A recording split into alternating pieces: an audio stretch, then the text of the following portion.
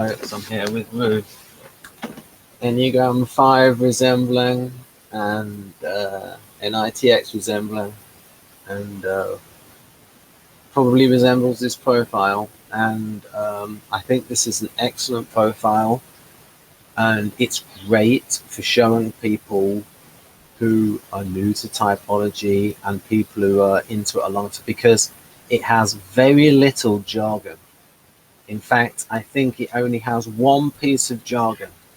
And you might think that is impossible with the Gulenko thing, but yes, the only jargon is I.L.I.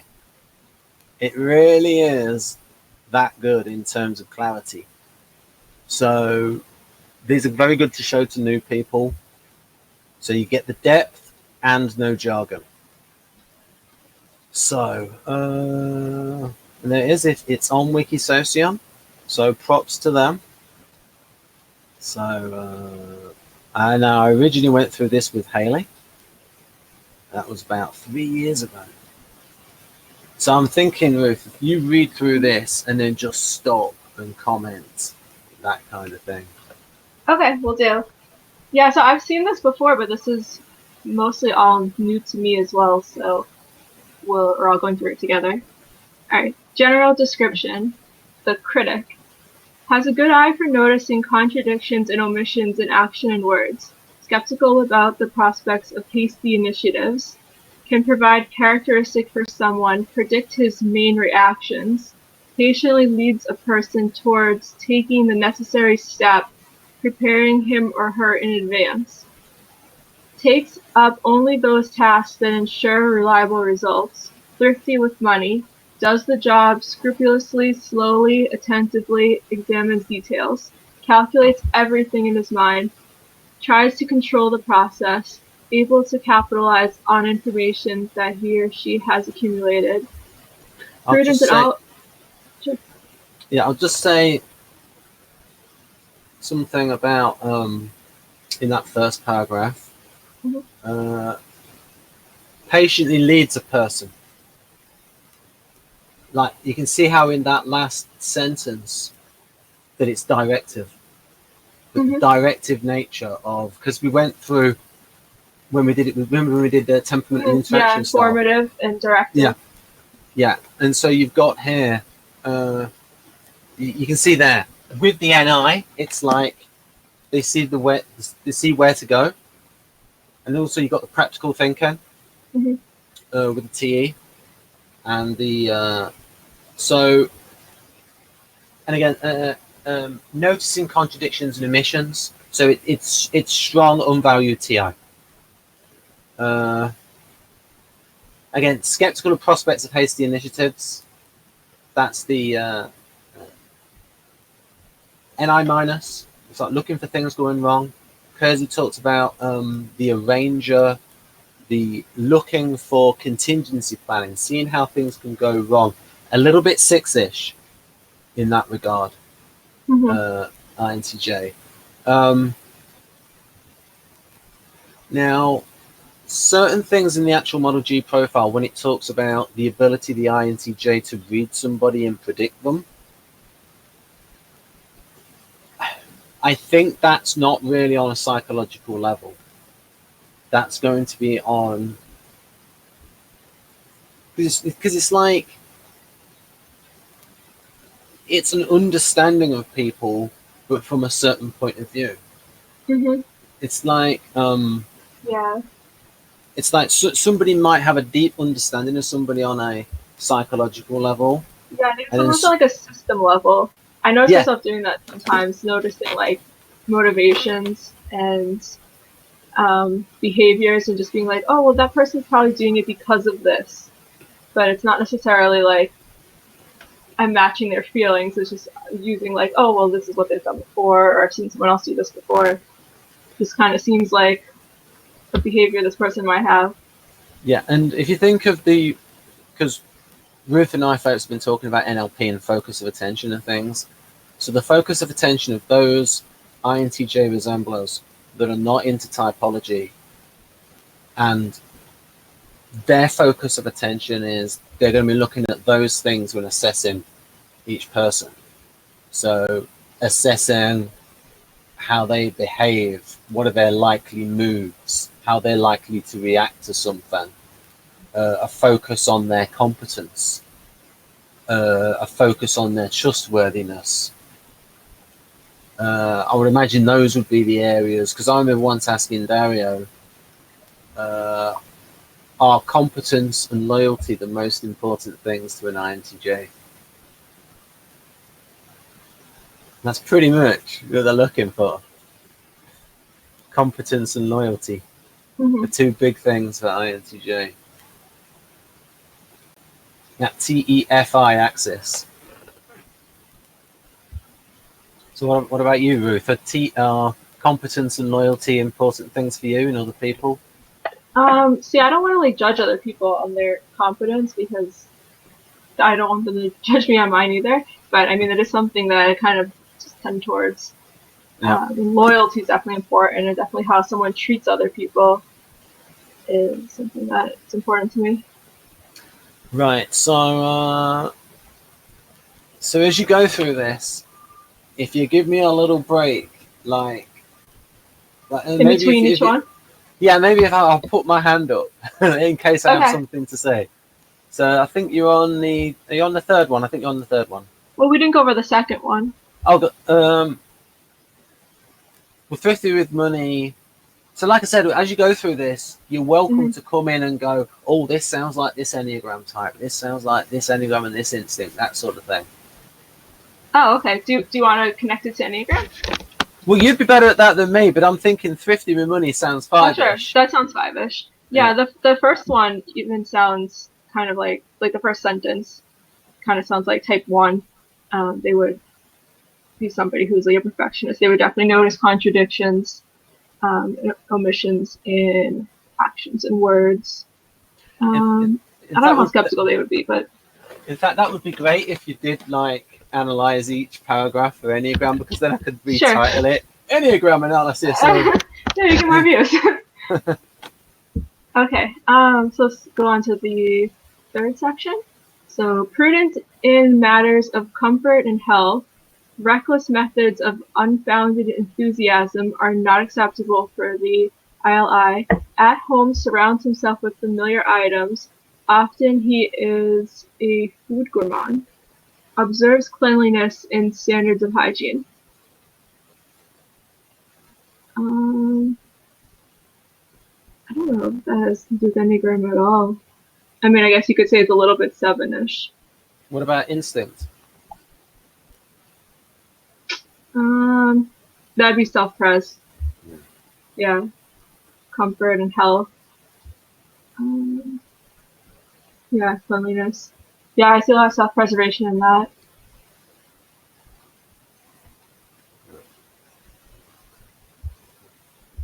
Okay. He likes to discuss and argue on a variety of topics, but growing hot-tempered, he can spoil the mood for himself and others, poorly control his emotions. His states range from melancholic depression to outbursts of discontentment and frustration. His problem lies in finding inner balance, does not like when he is perturbed from a state of tranquility and relaxation. See, a lot of these lines are very similar to the actual Model G profile.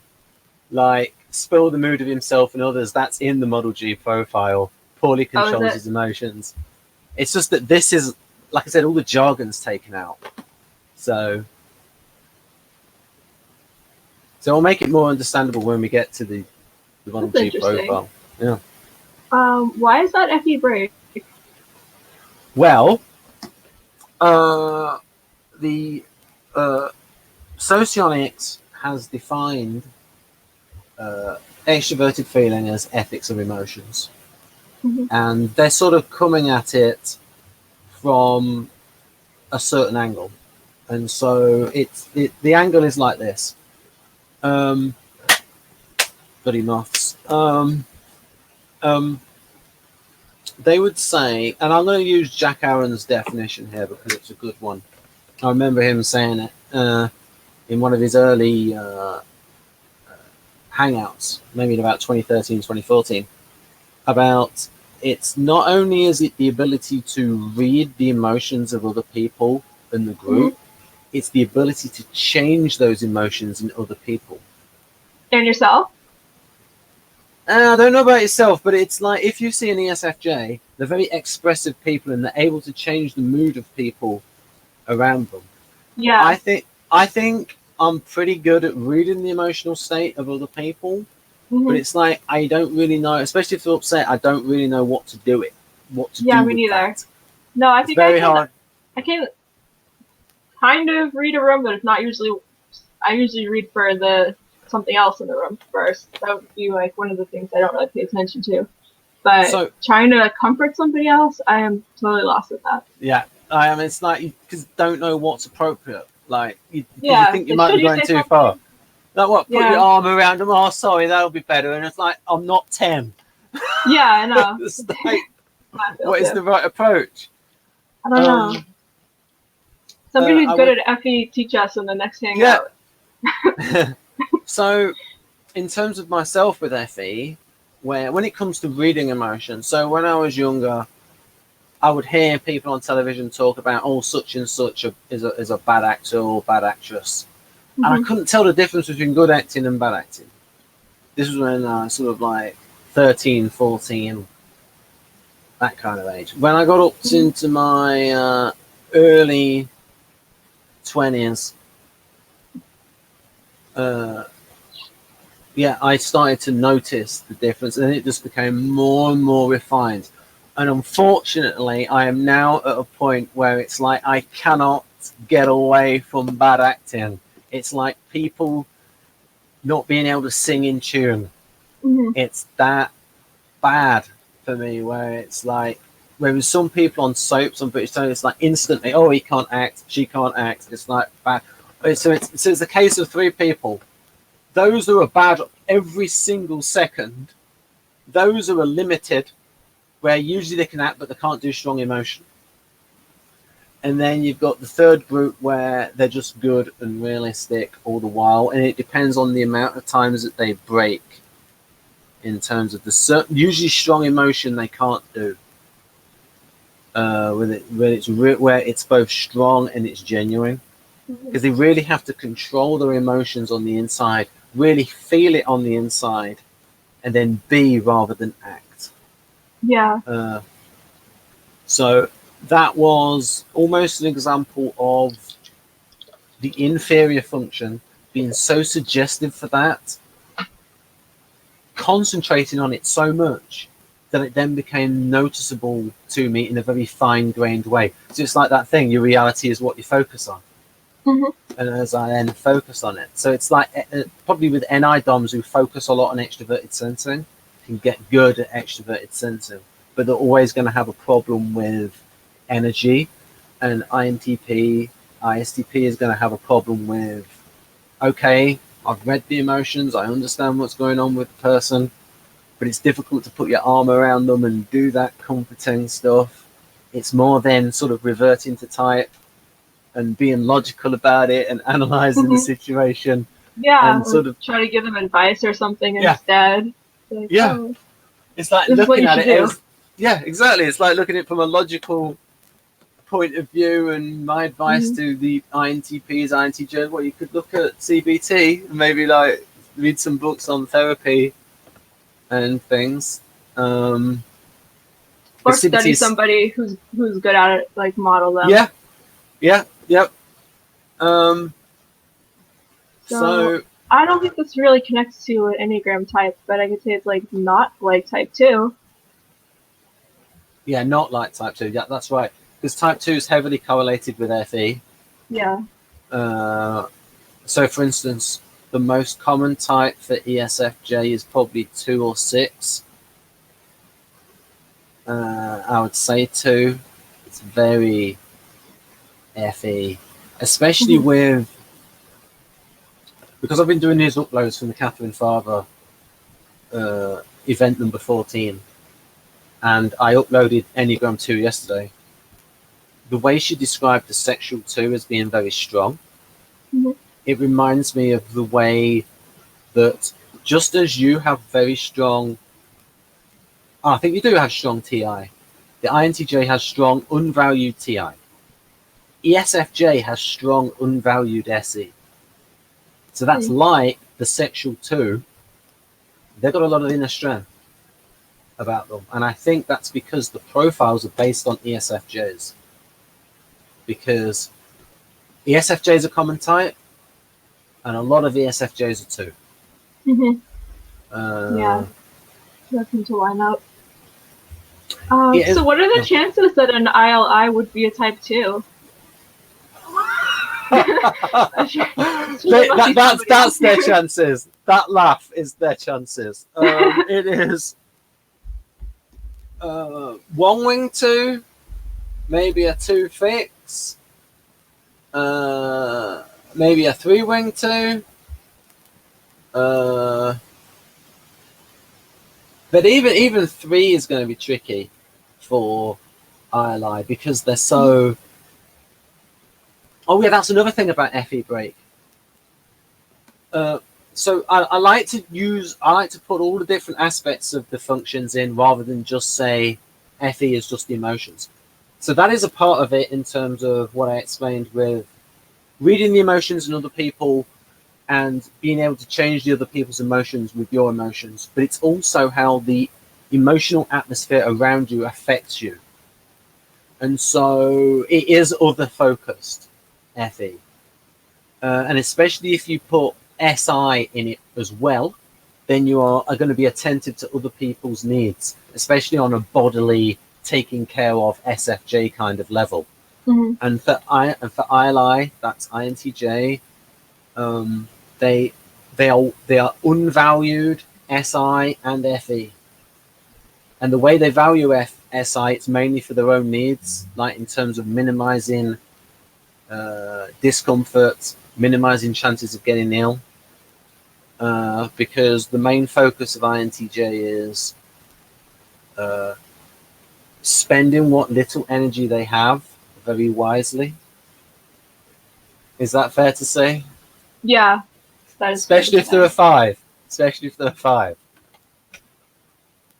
Because that captures the low energy of it. Because most of the descriptions of the 5 are modeled on people who we would say are INTP or INTJ resembler. Yeah. 2 low energy types. So the other part of FE is being attentive to the morals. Are you typing something, Ruth? No. Are you clattering something? Because there's a little bit of sound going on there. Is the noise coming from my headphones, or can you hear that? No, it was a sort of a clangy, clangy. Yeah, that kind of thing. Okay. Yes. Yeah, it's sorry. I don't know where the speaker is. Yeah. It's loud. Sorry. It's always. It's probably not going through my mic. Then it's probably going through the computer mic. Yeah. But okay. That's okay. Noise. Right. Feel well told off. Okay. Right. Not too bad. That's about as bad as my tellings off gets. So there is the Carl Jung aspect of FE, which is like, okay, he called it objective. That word is thorny for philosophical reasons, but really what he meant was empirical. And by subjective, we know what subjective means, a subjective factor. So FI is very subjective. It's like what you think, how you interpret things. So what he means by FE, it's empirical. It's the emotions, the mores, the cultural norms and ethics and morality and cultural customs all around you. Can it be like social rules?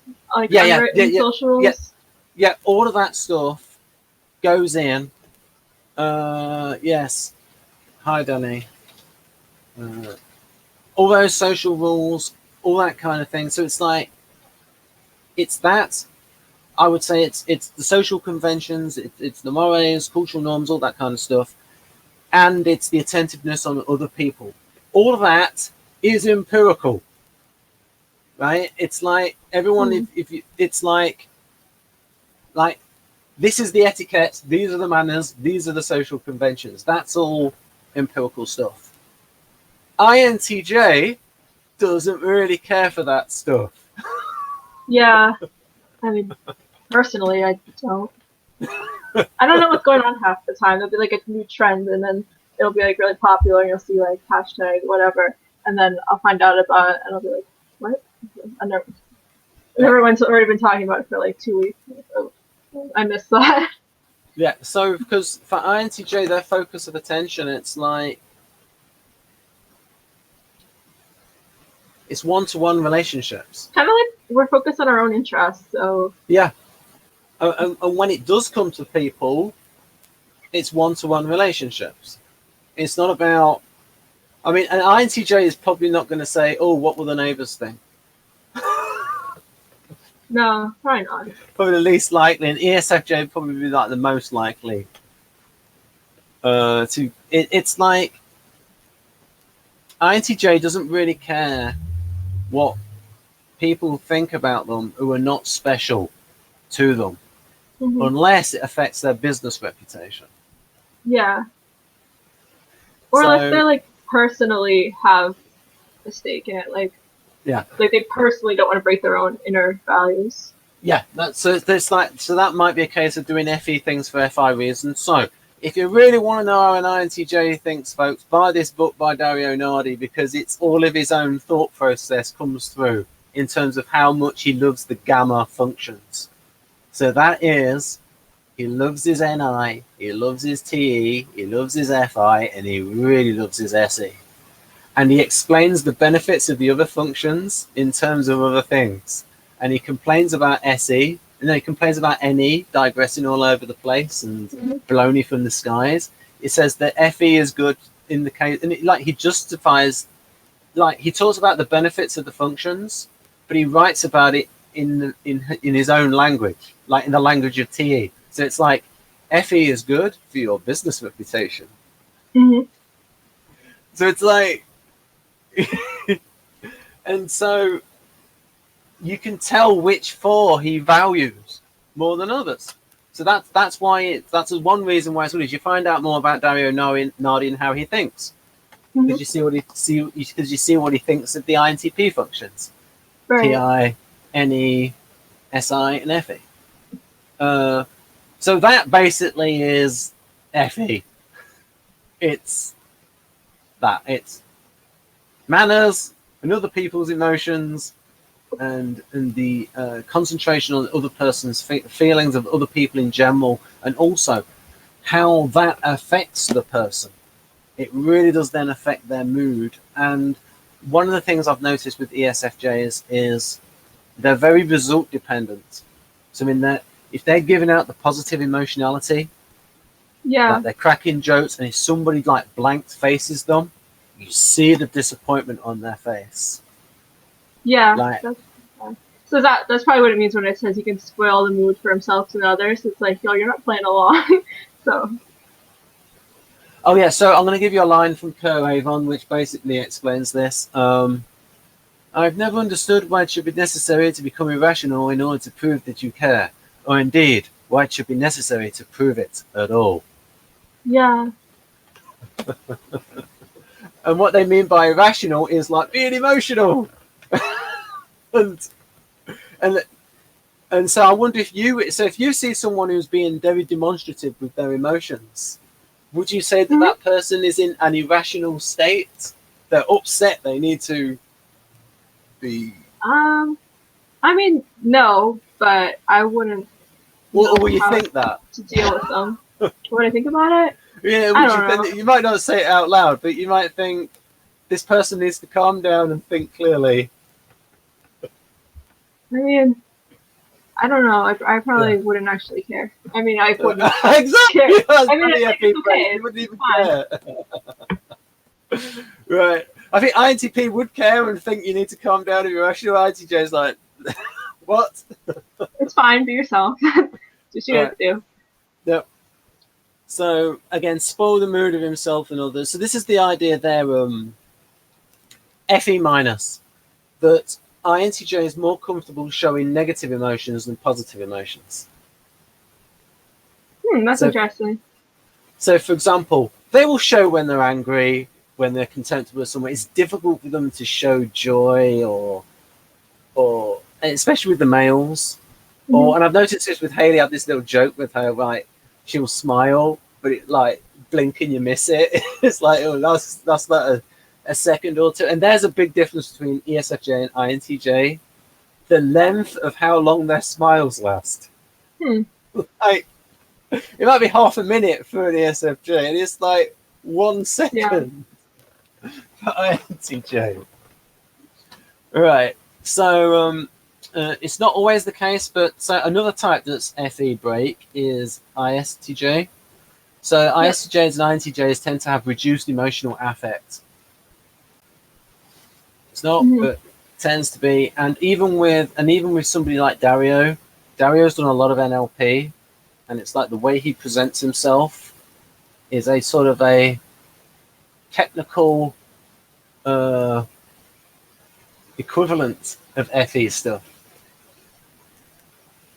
of sort of learned responses. You know, the way NLP sort of focuses on people.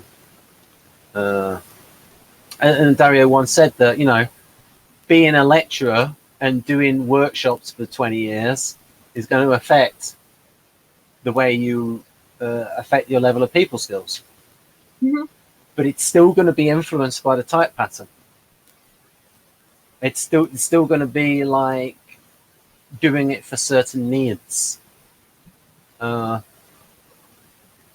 it for certain roles. Right. But there is going to be that feedback thing of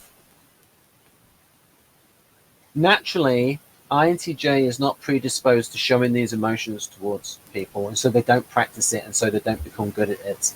And then because they're not good at it, they don't want to embarrass themselves, so they don't want to practice it, so they stay away from it. You see what I mean? It sort of snowballs in a sort of vicious. Yeah, I would agree with that. Yeah. Yeah. So here we go. We can go through this a bit more in the detailed description, and then like I said, stop whenever you want, especially if you see anything from an Enneagram or instincts point of view. And if I have anything to say, I'll put my hand up.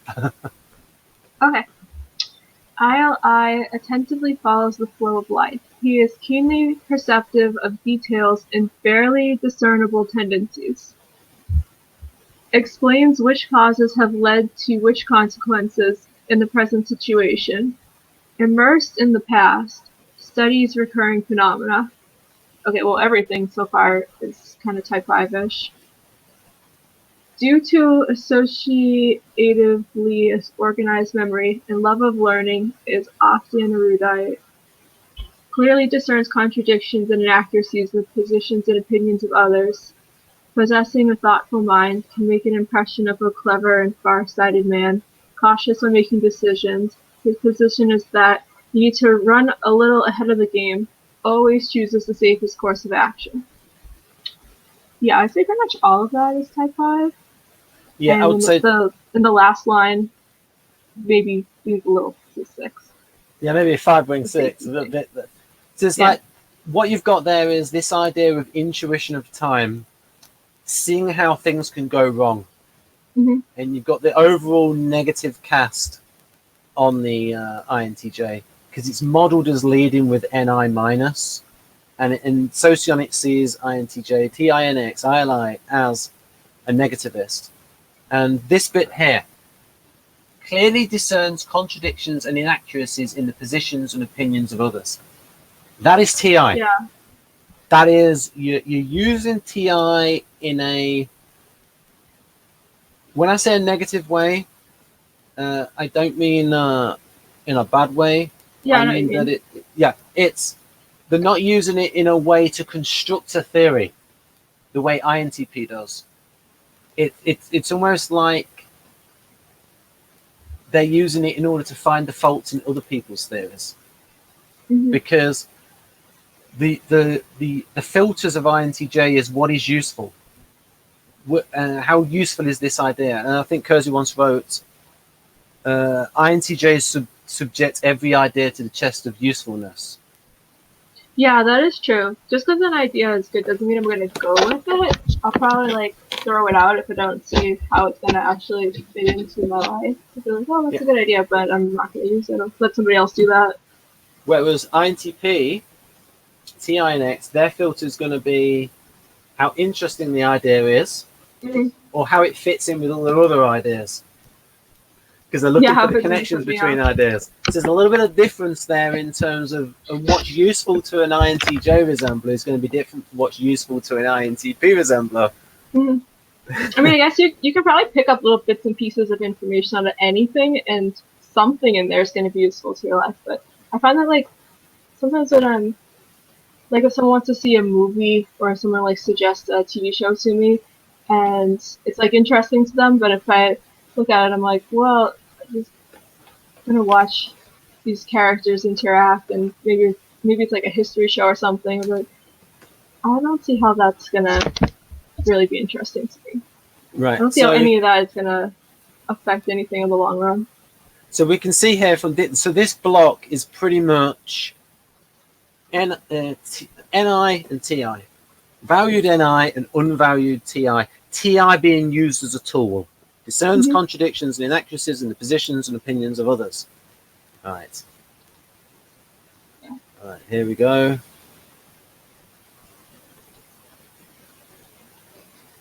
There we go. Okay. In his mind. In his mind, considers the rationale for actions, calculates the resources and costs incurred, draws the balance of the useful to the useless. He seeks the shortest and most worthwhile route to the goal. Thrifty with money and knows how to save for the future, continually monitors revenues, looks for places and ways to make profitable investments.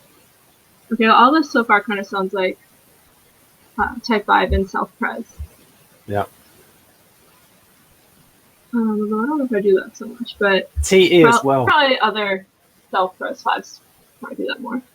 So before starting on something, he thoroughly thinks through the methodology, examines all the necessary specifications, directs his efforts towards creation of sustainable structures, monitors the ongoing situation in his field of interest, capable of driving benefits from the information he has accumulated, orients well among fluctuations in the markets of goods and services.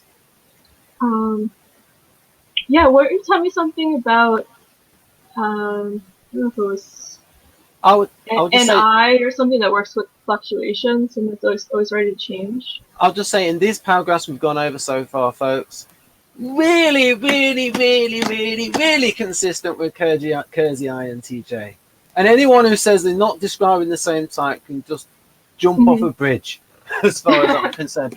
They are describing the same type. Yeah. So Kersey has got the INTJ as like contingency planning, looking for things going wrong. Every idea is subjected to the test of usefulness. It's about getting the sequences right in order to achieve long-term objectives. It's serial order. So again, you've got NI with TE, and this very, very similar to that. Again, the focus on that first sentence is very TE. This whole paragraph is like, now I'm going to write about TE in INTJ. Yeah.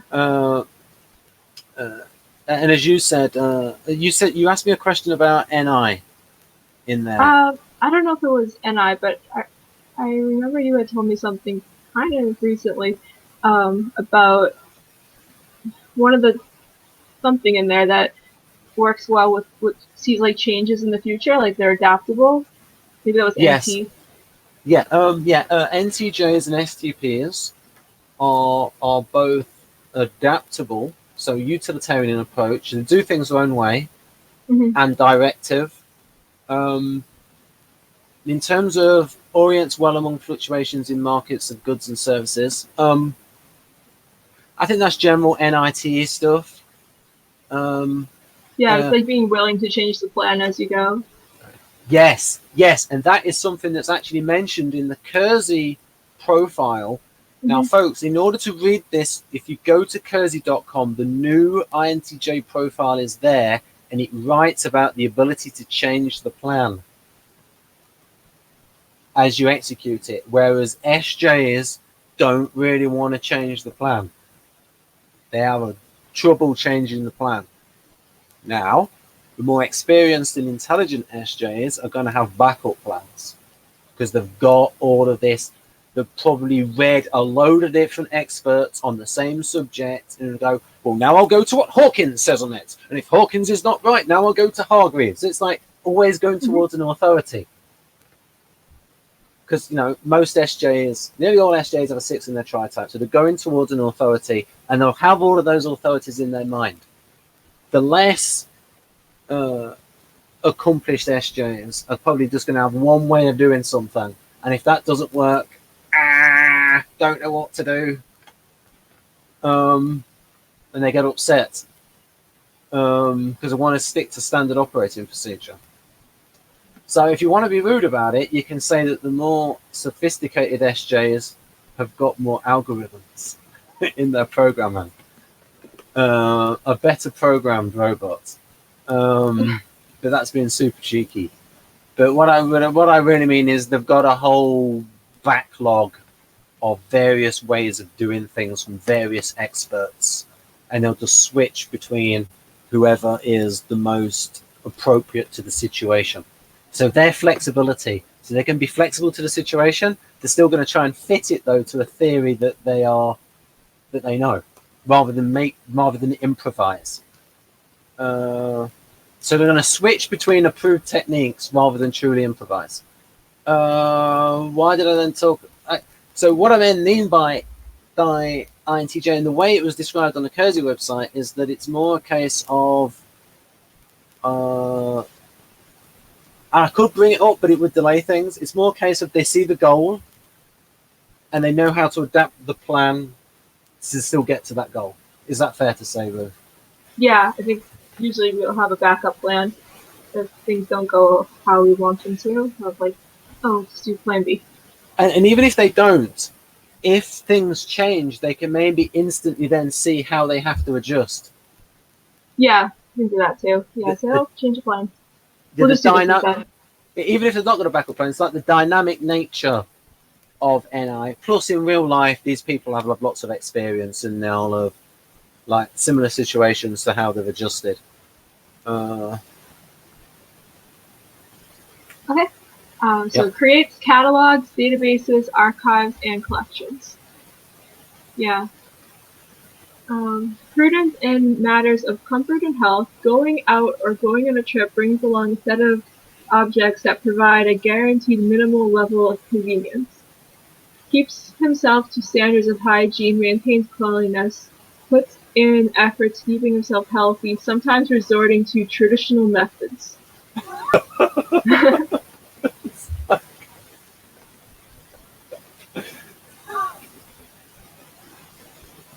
Often a food gourmand, can prepare special dishes that satisfy his taste, predisposed to use of high-quality, sophisticated products, although during times of shortage is able to get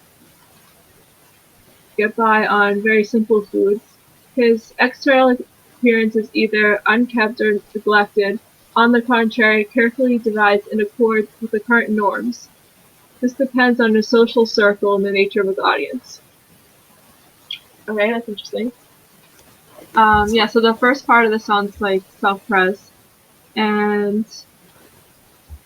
the part about keeping up with the current norm, I have no idea. I don't know. Sure, we'll go with that. I'll just say in Model G that NiTx leads with an introverted perceiving function, Ni, and the role function is the other introverted perceiving function, Si. And so the idea is that with the role function, they do it to a minimum level that's just good enough.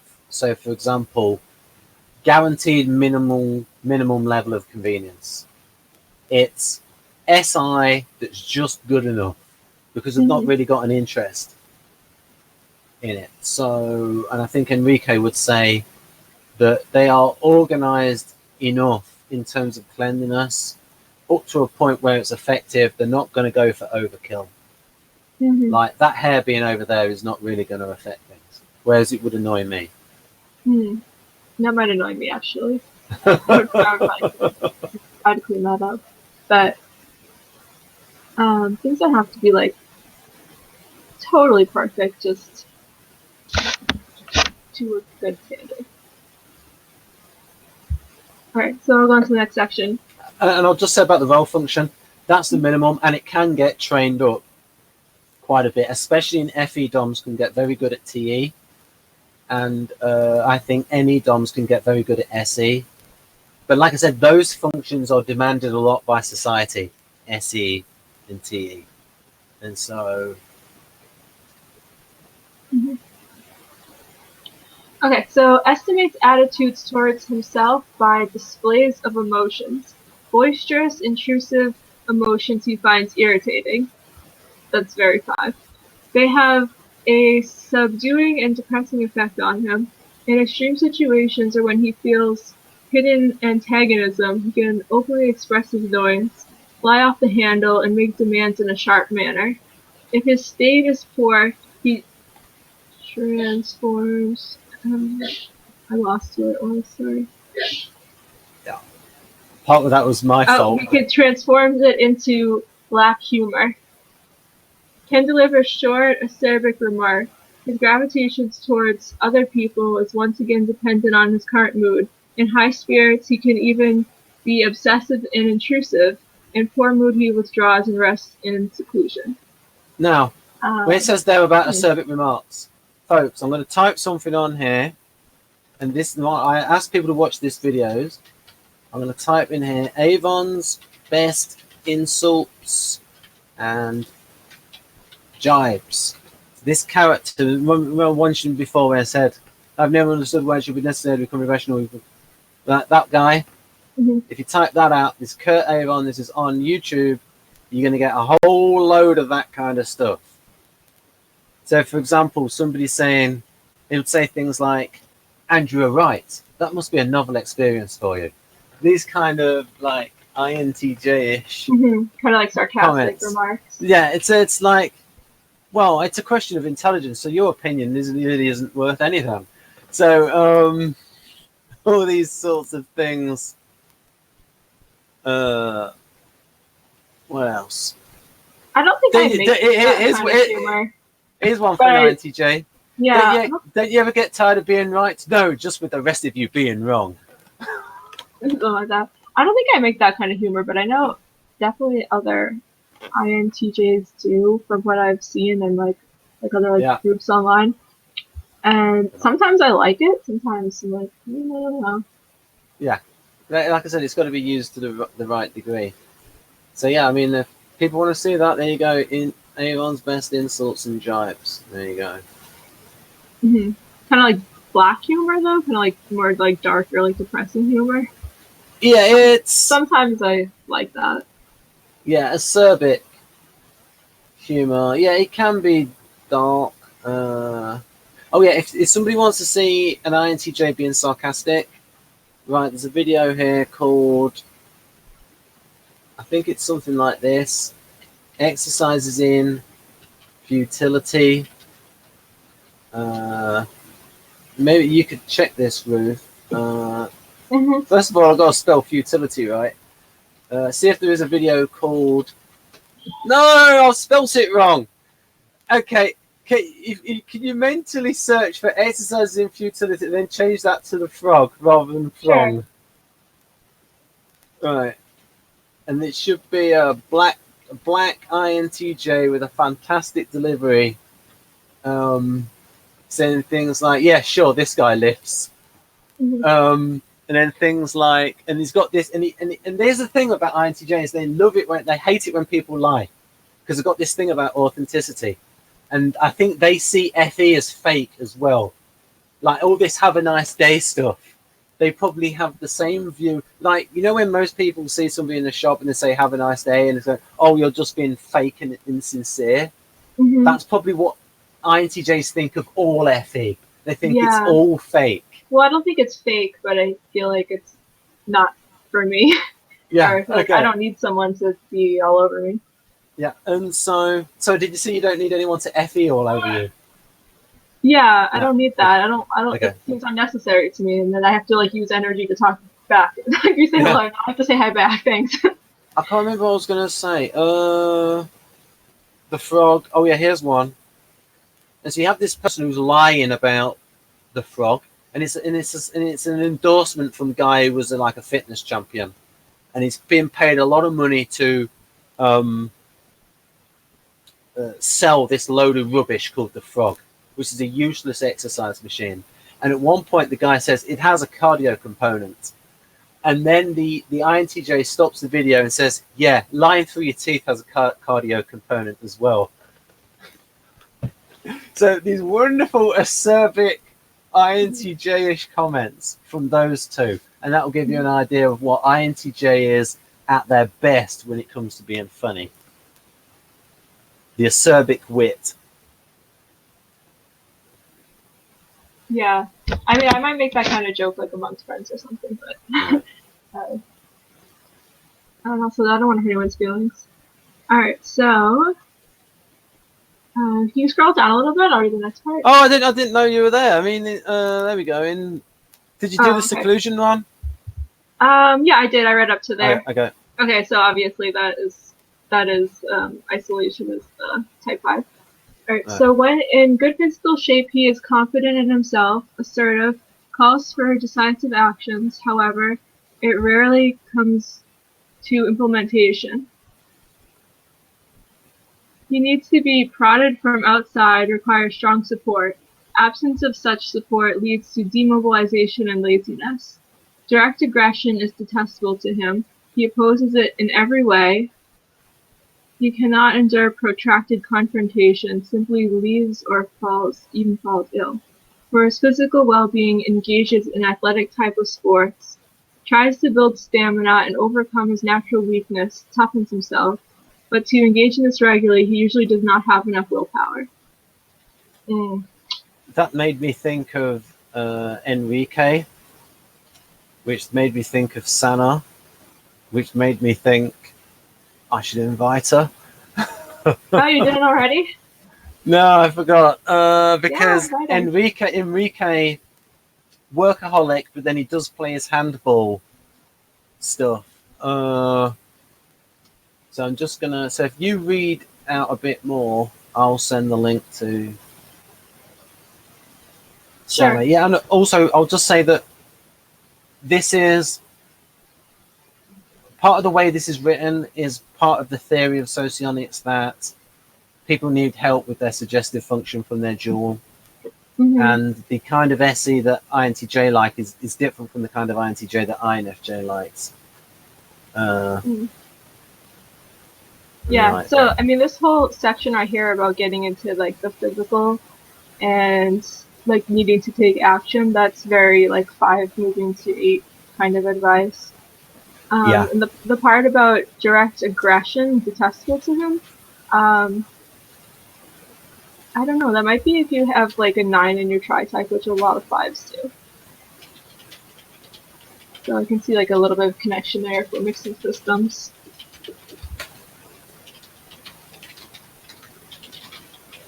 Right, okay. Alright. So right. Do you want me to move on? Yeah, are we on? Which one are we on? His emotional state. Right, okay. Depends on how he's treated by others. That's interesting. Feels depressed if others do not grant him attention, if nobody responds to his proposals and objections. If he is in a poor mood, do not try to comfort and cheer him, but leave him alone with his thoughts of express indirect sympathy. I don't know if I was supposed to say and. Express. Yeah, that doesn't seem. Yeah, that's bad English. His thoughts of express indirect sympathy. Maybe it's supposed to say and sort express. Of.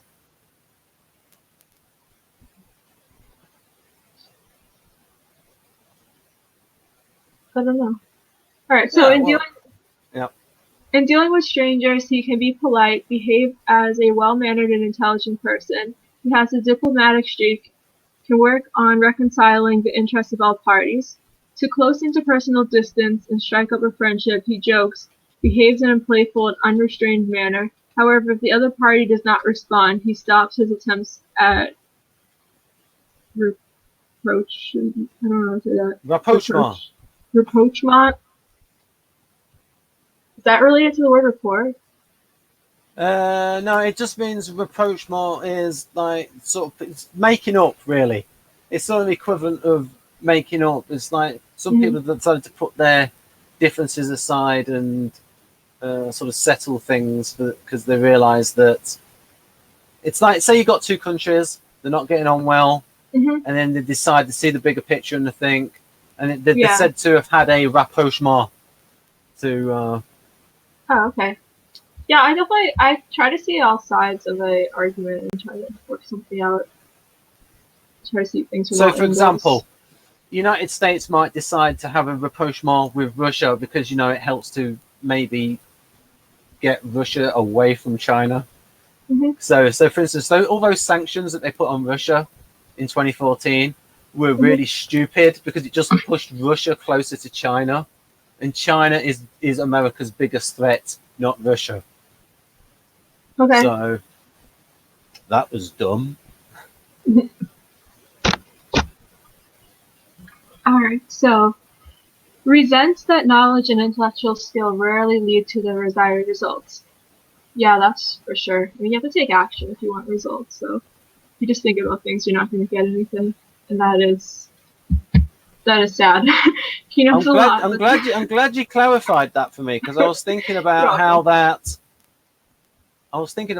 applied, that first sentence. Yeah, I mean, if you just think about things, you're not going to do anything. So, yeah. He knows a lot, but to come up with something himself is difficult for him. Skeptical about the prospects of new initiations and adventurous ideas. Envisions and presents things as more complicated than they really are. Maybe. Although he can instill hope into those who have been demoralized. Keen to try his hand at different activities in order to gain confidence in his abilities. However, he rarely attains multifaceted development. With pleasure, he studies all the novelties and innovations in the sphere of interest, able to find uses for things that otherwise seem outdated and worn out.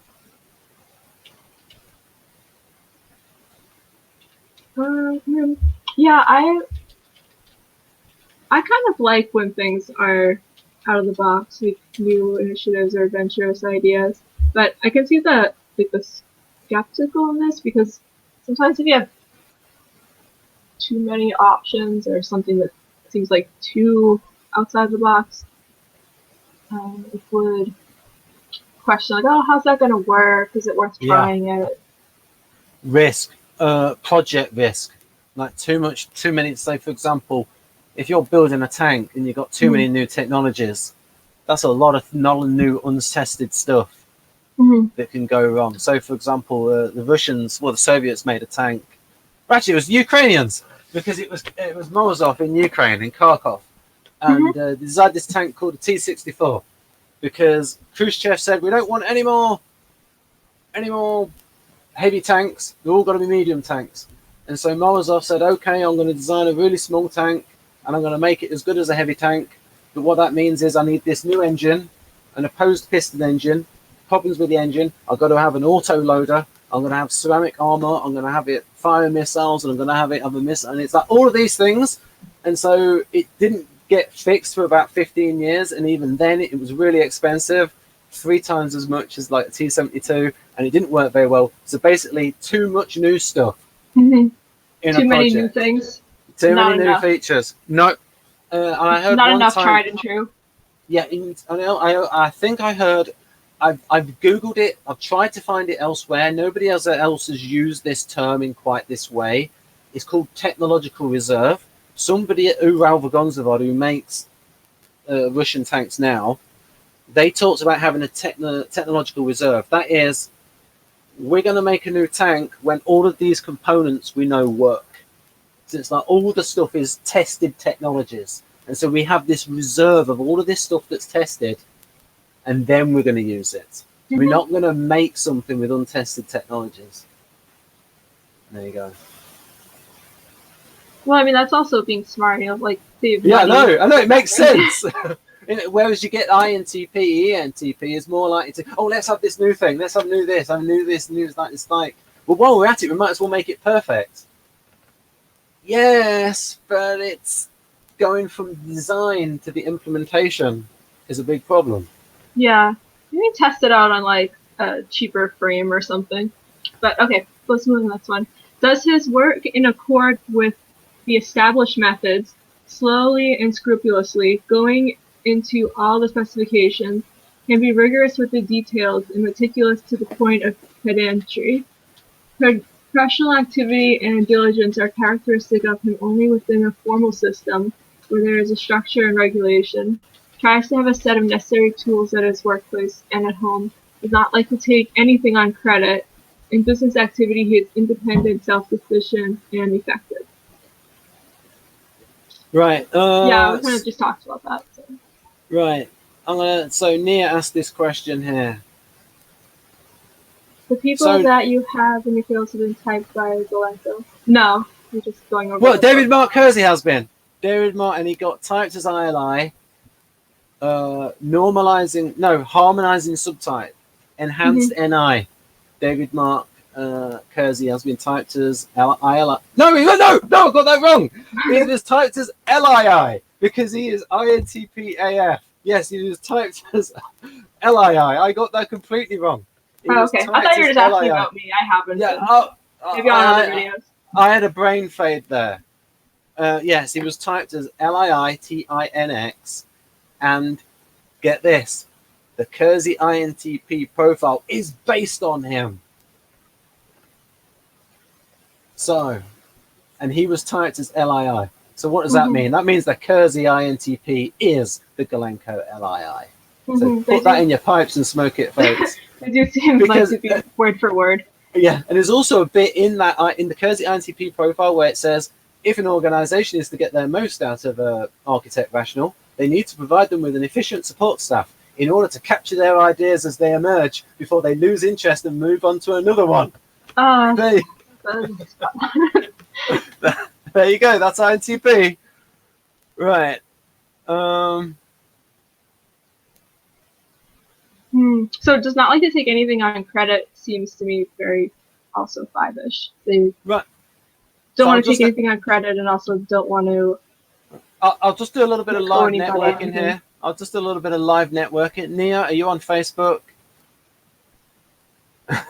If you are, send me a message. Right.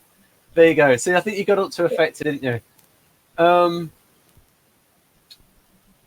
Right. Anything? Oh, here's Sana. Any more thoughts on this, Ruth? Because I've been. No, I think. We've done over that. You know, it's pretty self-explanatory, also. I think. Yeah. So, Sana, Ruth has been mentioning Enneagram stuff with this. She resembles I.L.I herself. Her main thing is Enneagram, and I just came across a bit that reminded me of Enrique. Right, here we go. And this is the long form I.L.I profile, Sana, and there's quite a few bits in it that are in the Model G profile. So wait, what? Hang on, what long form? I call it the long form profile. It is the I.L.I profile by Gulenko on Wikisocion. Okay. It's 6 pages. Fair. I think we just did, and it's got lovely bits in that Ruth's interested in, such as manner of communication. Oh, okay. I don't know anything about this yet, but I see you perked let's see how I like it. Yeah, let's see. Okay, so manner of communication. So there's 2 subtypes of I.L.I.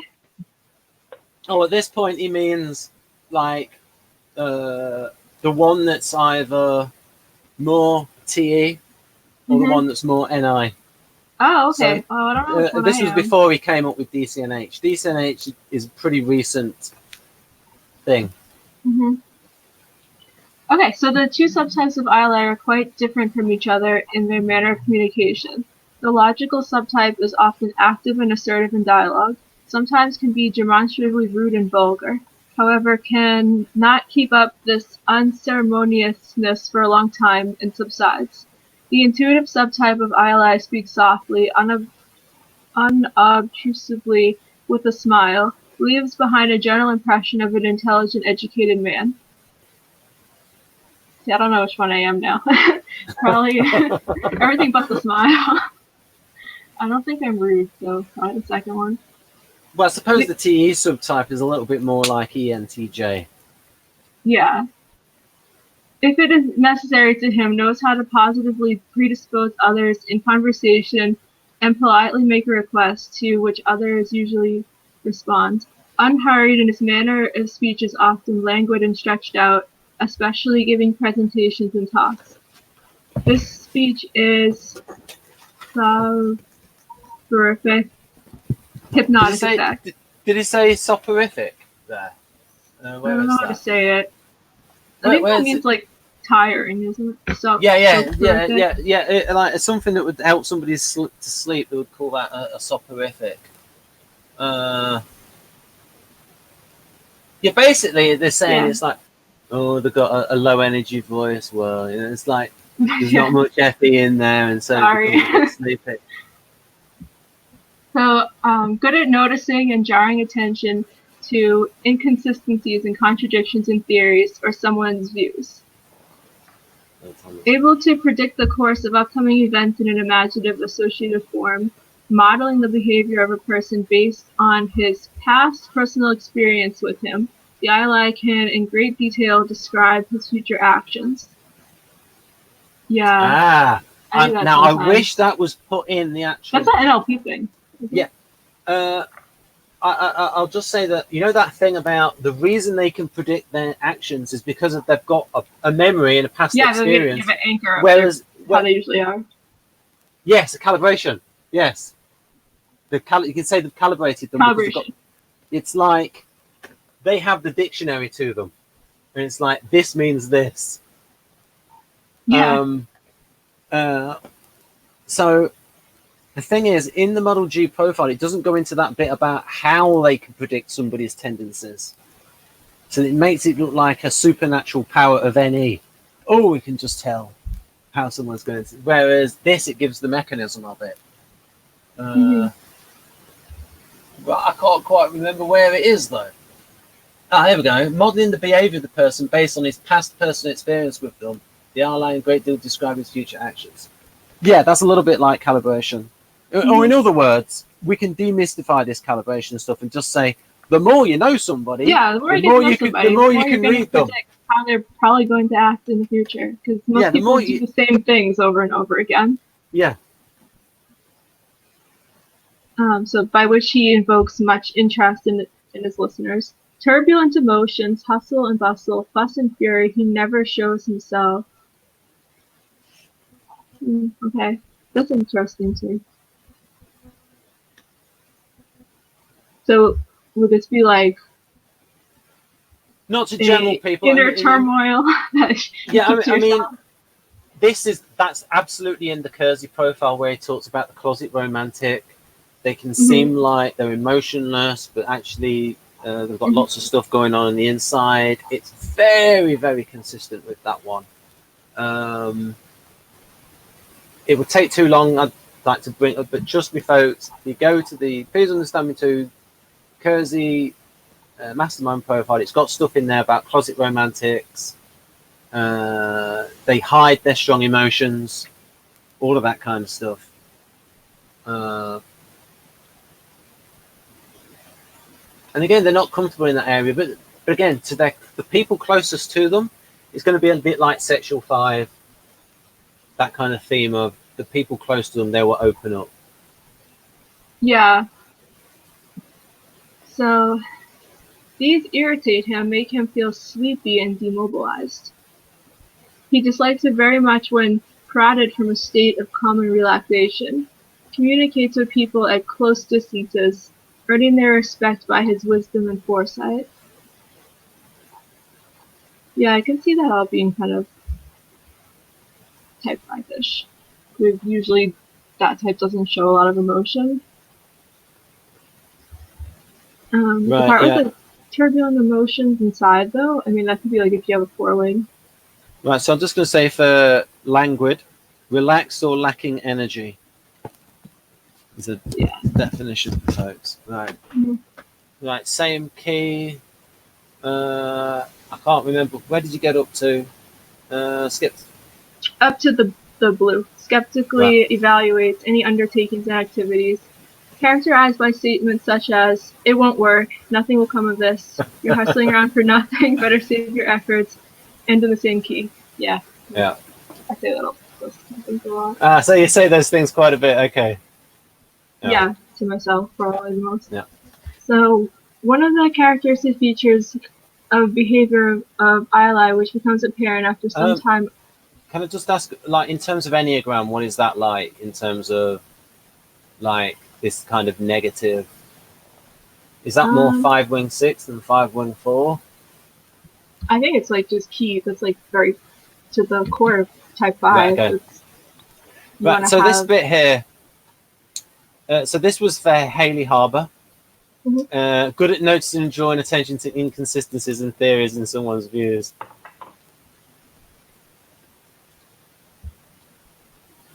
Okay, so I'll just say something about the FI and INTJs, and this might be similar for you. So Haley did a video where she got really, really angry at gyms, and she was talking about the fact that she was working at a gym as a personal instructor because they won't let personal instructors into the gym because they have to be in-house. They have to be personal instructors who work for the gym. And they actually told her not to do the same thing with the client every time because people will catch on and they'll watch what they do and they'll just copy them. So what the people there at the place said to her is, you've got to use all of the equipment. And so Haley was really pissed off at the fact that the business aspect was put above the needs of the client. And that really angered her. Yeah. And so there's lots of these instances with Haley of like these really strong FI principle things like that. Well, I agree with her because some clients can't use all the machines, so you have to tailor it to them. So if someone's telling you have to use all the machines, well, that might not work for your client. Yeah, so because otherwise, thinking because otherwise, if you could just do that, you could just watch somebody with a personal trainer. Just make a note follow them around the just gym copy and them. Just copy them. Just copy what they're doing. Yeah. You don't have to get your phone out. Get your phone out. Oh, they're using that machine. Like, or write it down. Because I once did that, and then they found what the exercises were, and I thought, okay, I'll buy my own weights. Yeah. Who cares? You can watch someone on YouTube learn if you're really that invested in learning yourself. Right. Right then, so back to wherever we were. I can't remember. I don't know either. Did we start yet on features of behavior? I think I started on the first line, but I'll read it again if I didn't. Yeah. So, one of the character features of the behavior of I.L.I, which becomes apparent after some time observing him, is a tendency to business activity of a commercial nature. Under normal conditions, the I.L.I is quite lazy and relaxed. He will take up only those projects and activities that guarantee large profits, knows how to sell a product profitably. Moreover, his business activities can involve a rather larger area, usually distinguished by frugality. Dislikes giving gifts, lending money to others. However, he is quite generous when it comes to himself, not stingy with personal expenses. I like how this is sparing nothing. Like, definitely, I think I.L.I can be. Oh yeah, I'll just say something about that's one of the differences with MBTI and Kersey and Socionics is Socionics is the most open, honest, the most honest. Yeah. Kersey also puts stuff in there like that, like ESTP can be a con artist. Yeah. And stuff. No, Enneagram is too, especially like Enneagram might be the most. Yeah, Enneagram is the most because it shows how people can go psycho. The Enneagram thoughts. But an MBTI tries to just focus on around. the positive, I suppose. Yeah. Mhm. So going out, going on a trip, always carries a standard set of things to ensure a minimum of comfort. Follows rules of hygiene to maintain his health. Frequently washes his hands to keep cleanliness. A clear logical sequence of actions is characteristic of I.L.I, which at times reaches pedantry. Does his work Yes. accurately, without hurry, goes into all the details, scrupulous in home life, for each task tries to have an appropriate instrument. Leaving the house, checks appliances, water faucets, and so on. Yeah, that's funny that they mentioned that. I always like double check, make sure that. So Ben Elton did an act on this, and he called it Captain Paranoia. Well, it's because I don't want to worry about it after I leave the house, because that would really be annoying. You have to think about it after you've already left. So yeah, just check you before check you go. whether you left the gas on. Oh no, I might have left the gas on. Right. All right. There we go. Appearance. The most distinctive external trait by which this sociotype can be determined is posture. Representative of sociotypes are usually round-shouldered, may stoop a little, with his head drawn into the shoulders and inclined forward. Well, that's just because I'm trying to read this. So. Yeah, I'll just say to the audience, I distance myself from this stuff about like body language. Yes, when it comes to people's physiques, I'm going to distance myself from this. Not your specialty.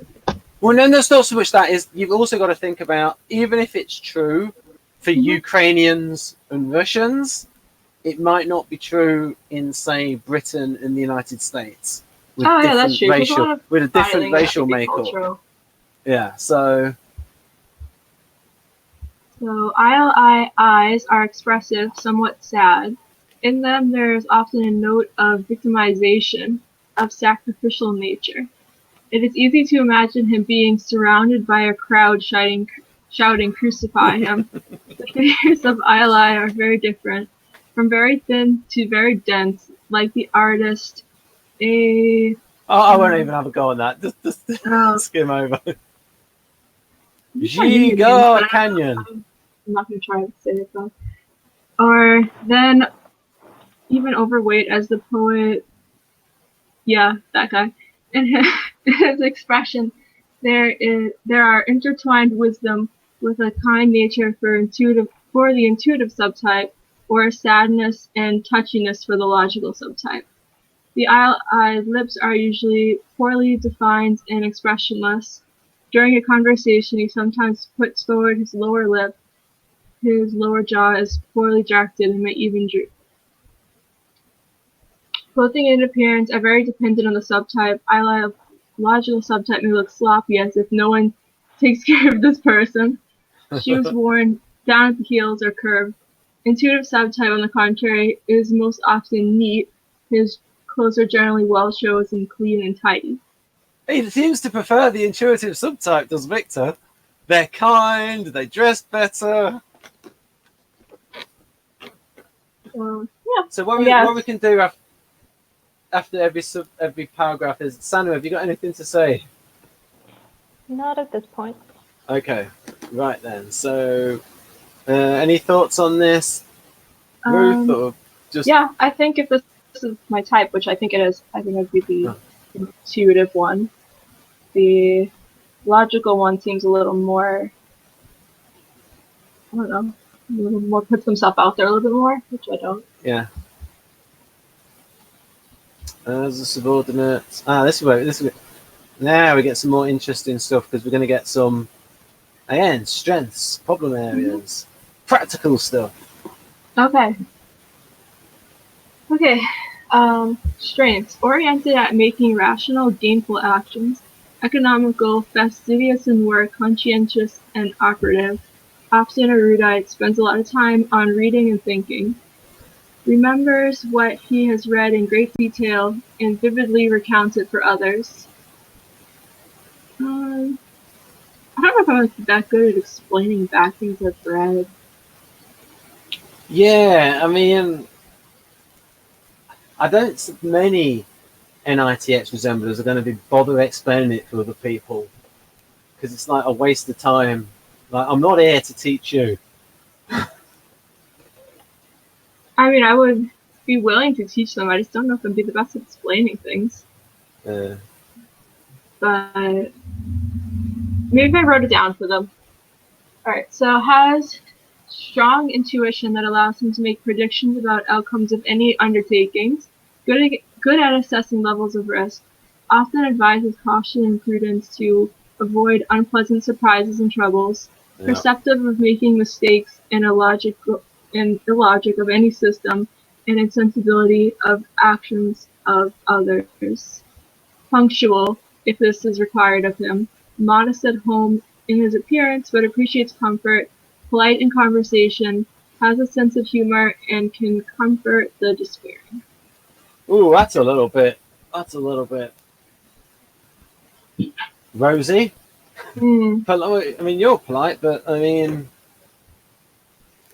to those people that they're close to, I would say for that one about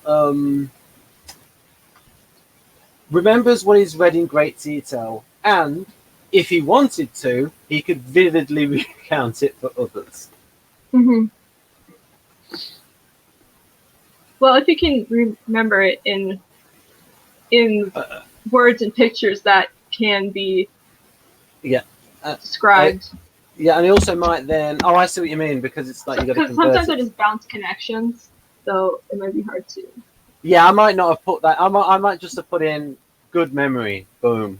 Don't need to put all this, because then there's other problems with the bits like, well, you got to think about how other people understand it in their terms, and INTJ is not good at converting what they're saying into how somebody else understands it. Like INTP is better at that because they've already understood it in lots of different ways, and they'll pick a way that suits that person.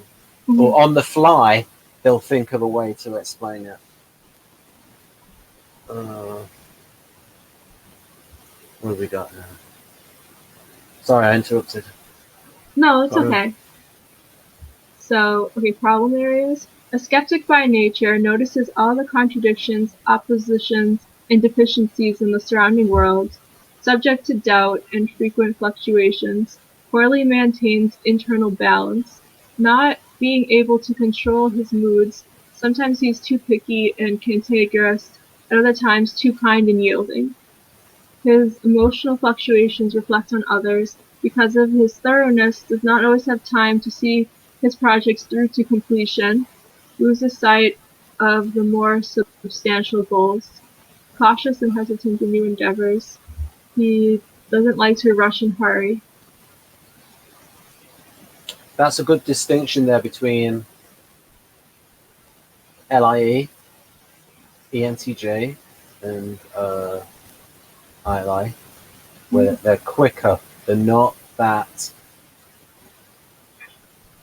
going so slowly in order to make it perfect, in order to avoid things going wrong. They're quicker. Quicker to act. Not as quick as ESTP, but quicker than INTJ. And ENTJ gets a lot done because they put the hours in. ESTP is probably going to be quicker per hour, but ENTJ might put more hours in. So, mistrustful of people who run too much ahead. At times he is stubborn and intractable. If he is certain of his rightness, does not comply with direct volitional pressure. Does not like to make compliments. Yeah, we can test that. Go on, Ruth, give me a compliment. Man, your channel's the best out there on typology. You should have way more stars. Thank you. There you go, folks. Considers it more appropriate to talk about shortcomings and flaws. He finds it difficult to pressure or persuade anyone to do anything. Yeah, that's a big one. Finds it difficult and also in a way maybe doesn't want to. Because I feel like I want to give other people the freedom to do what they want. So pressuring someone to do something isn't really my thing. So, From him, From him one cannot demand and expect expediency in proceedings, courage and decisiveness in extreme situations, constant receptiveness and hospitality, emotional apathy. Right, so there's some good contrasts here with, again, constant receptiveness and hospitality, SFJ stuff, especially ESFJ. Mm-hmm. This, expediency in proceedings. This is what the STPs are best at. And the most expedient type, the quickest thinking of all the types, ESTP. But they can make mistakes. So it better be a really smart ESTP because they're relying on their wits. And then courage and decisiveness in extreme situations. Again, ESTP is king of that. Constant receptiveness, hospitality, ESFJ, emotional empathy, FE stuff. Or just, I'll take that about any feeler. It depends how we clarify emotional. Yeah, I was gonna say it depends how you define empathy, because Yeah. I wouldn't say they're like heartless, but they're probably not going to respond in the way that like an FE user would. But based on Victor thinking deductively, he's probably thinking about weak FE. Yeah. Here we go.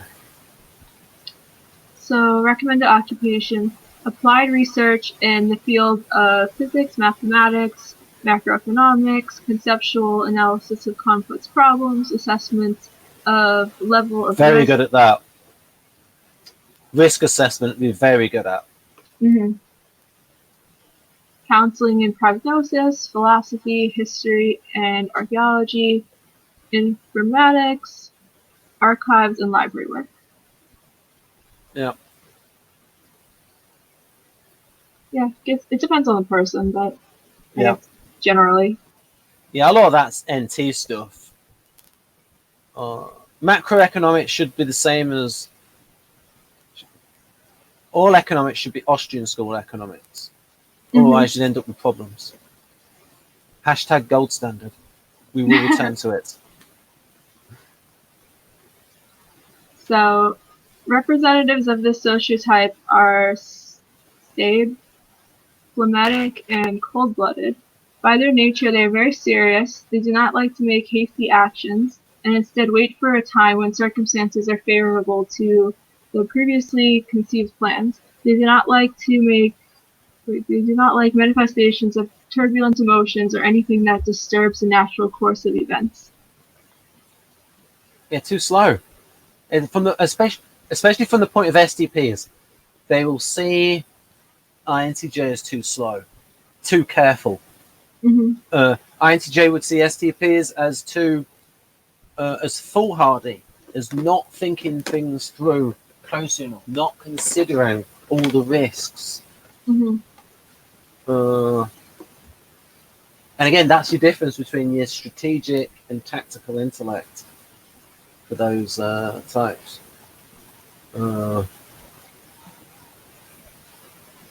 So, supervisor, advisor. This type of supervisor anticipates the risks of action that have been undertaken, provides timely advice on the way out of current situation, calls attention to details that have been overlooked.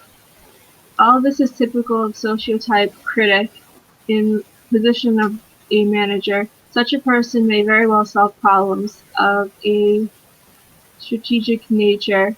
I.L.I has well-developed sense of time. His thinking is dynamic and dialectical in nature. He sees everything as closely related and existing in mutual alternations and transitions. So first want to learn more about that. As NI. Yeah, so this form of cognition, dialectical, I always said dialectical material, but dialectical algorithmic. People can find that if they go to Wikisocion and type in forms of cognition, thinking styles. I think if you type in forms of cognition, and you'll get something like Thinking Styles by Gulenko. It's a very TI thing. There's some, it fits certain types more than others. but there's good stuff in there that you can incorporate. Again, this is even more consistent with the Kersey INTJ mastermind than the Model G. It's like the thick, because constant things keep coming up in terms of this this planning ahead, check-in, avoidance of contingency planning. You get the odd thing that gets in there because of, like I said, dynamic type, form of cognition, and then the stuff about the memory is a thing that Victor has about his mindset, the receptive adaptive. He calls it temperament, I call it mindset. Here we go. NI stuff. Intuition. So, guided by his intuition, I.L.I sees the timeliness or untimeliness of actions and behaviors of people. His intuition is objective. Everything must change by its internal laws. One should neither hinder nor accelerate the natural course of events. That's interesting. They got hands off. Now, I think Victor is using the word objective here in the philosophical sense. Yeah. It doesn't mean objective as in empirical. He means objective as in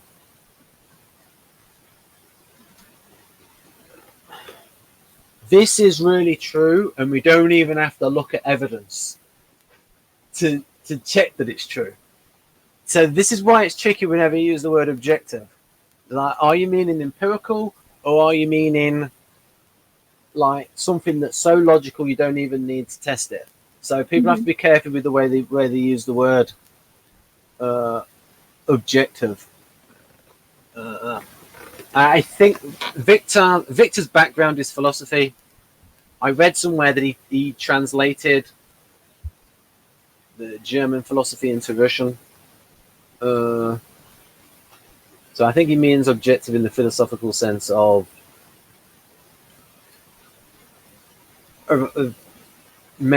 like really objective. You don't need to measure it, because some philosophers would say, well, how do you know that what you're measuring is representative? So for instance, you could empirically say all swans are white. A more accurate statement would have been all the swans we have seen so far have been white. But you cannot say that it's objectively true that all swans are white. And so when they found one in Australia, Western Australia, because they've got the black swan on their state flag, and like, oh, all swans are not white. So you can see that was an empirical observation, because hey, all these swans are white.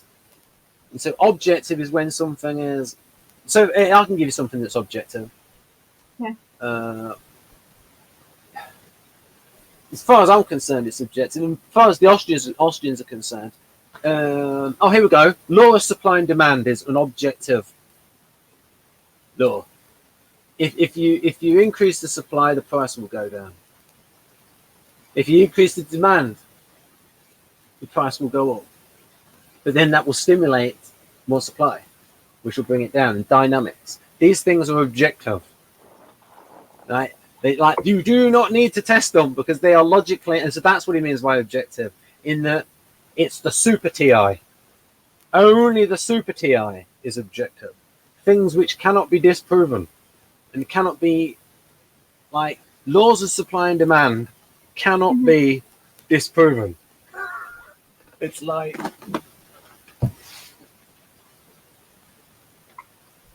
because you can't even find an instance in reality where you can disprove it.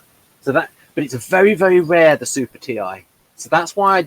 So in general, I don't like TI being called objective, because only the super duper duper TI is objective, and there's a very small amount of things that's at that status of the super duper TI.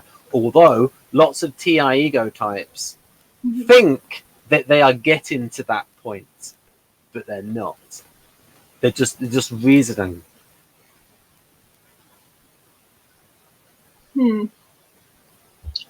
Okay. No. But there's a little bit of digression there. It's just, and so in philosophy, you had a lot of people who tried to get to that point where it became the super duper TI, and it's not. It's just their theory. No, that's the thing. Okay, so slowly but steadily, he leads a person to understand the need of taking some particular actions. Radicalism only manifests when he sees that there was a significant slowdown in the natural rhythm of movement. Right, so you've got a directive nature there, leads the person.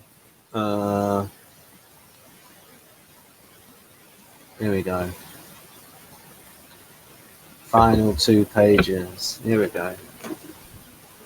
Alright, his mind has a critical focus, good eye for flaws and omissions in the theories and projects of others, able to deliver before an audience lengthy and detailed explanations of unfolding events in time, then make predictions concerning their outcome, bases his assumptions on contrasting and comparing the total amount of information he has gathered about a particular object or person, clearly sees the futility of enterprises and undertakings, and thus rarely undertakes anything that does not guarantee some return in the future. Yeah. He does not waste energy on small one-time events and exerts himself only in cases of major opportunities. Most of the time he spends waiting for the right moment to get desired results with a minimum of effort. As a rule, he is always calculating, deliberate, and measured. Yeah.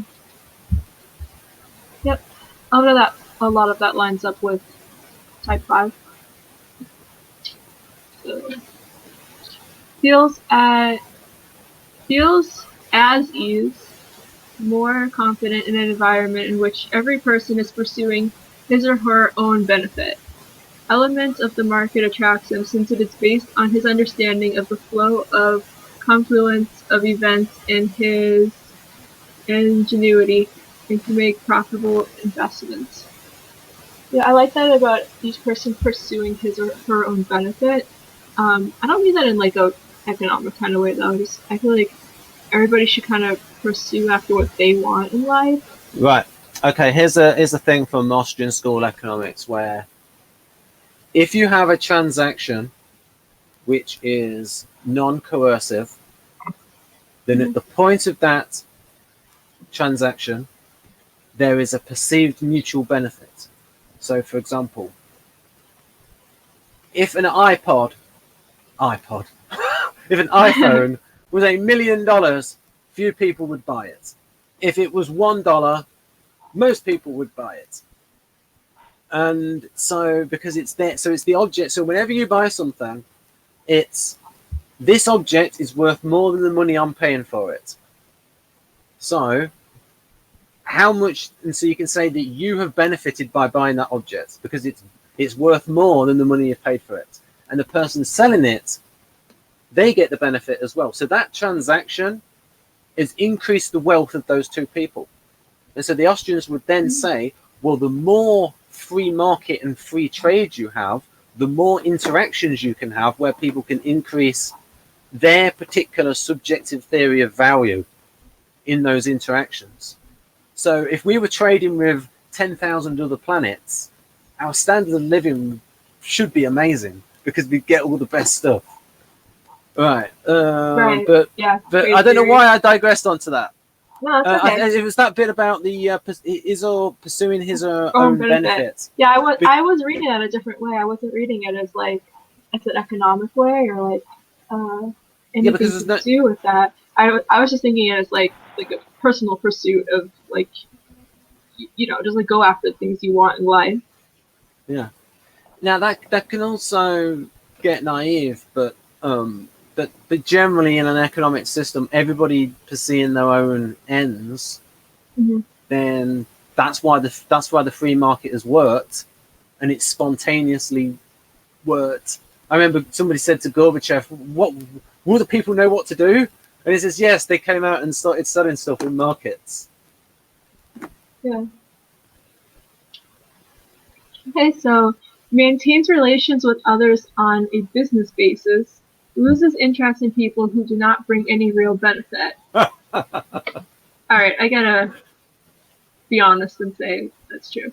But by real benefit, I don't mean like they have to make money for me or they have to like, I don't know, elevate my status or anything. I just feel like if you like enjoy talking to somebody, or I'm probably not going to.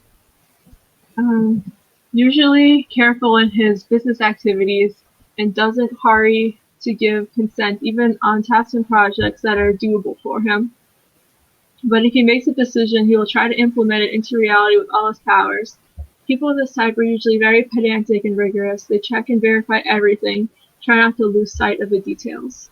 Because of this quality, the sociotype cannot work quickly. When studying something new, he relies on intuition less and instead places more trusted information he has meticulously gathered and compiled on the subject. Yes, that's very true of Haley. That is really enlightening to me. I think that's true. She has done that when it comes to hypertrophy. Yeah, I do kind of like a shift. Like, in my head, I'll be like, oh yeah, like I'm sure I can do it, everything's gonna work out. And then when I really start to get at it, I'm like, oh, I need like more information. Could you say a little bit more about that? If you could give me an example. I mean, I don't have like an example off the top of my head, but right. Like if you just ask me like, oh, can you do something? Like my confidence in it, like yeah, I could, like anything if you mind to, I could probably do it. But you know, once I start working, I'm like, oh, I don't know, this is actually really hard. I think I need more information on it before. That might be a little difference there in that line there about relies less on intuition. INFJ might rely a little bit more on intuition. Yeah, maybe. I don't know. What do you think, Sana? What was the question? Sorry. Okay. I was reading something. Okay. I have a theory that now this is something from Kersey, but it might be a case of, do you think that, and I'll put it in your language, do you think that I.I. relies more on intuition than I.L.I? Can you repeat the types, because you got cut off? Oh, Yasinin, I.I, and Balzac, I.L.I. Do you think I.I. relies more on intuition? No. But maybe you have to define what you mean by rely on intuition. I mean, both of them are going to be doing that. Are you implying that because I.L.I. is more likely to be able to rationally explain it with logic, that it isn't reliance on intuition? I think I'm just going to put this on screen because Walter's backing me up. But I might. I also think that I.L.I. won't tell people if they are relying on intuition. Yeah, but whether they tell people or not doesn't matter. Yeah, but yeah, and there's one for you, Sana. Good point, Sana. Big up there from Walter. I mean, yeah, I think the I.I. is more likely to kind of appear off-worldly, kind of head in the clouds type of person, but that's not really what we're talking about. That's just impression.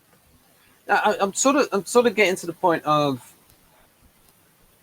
it's a thing with the NT club stroke temperament of they see themselves as rational. So for them, it's about reason.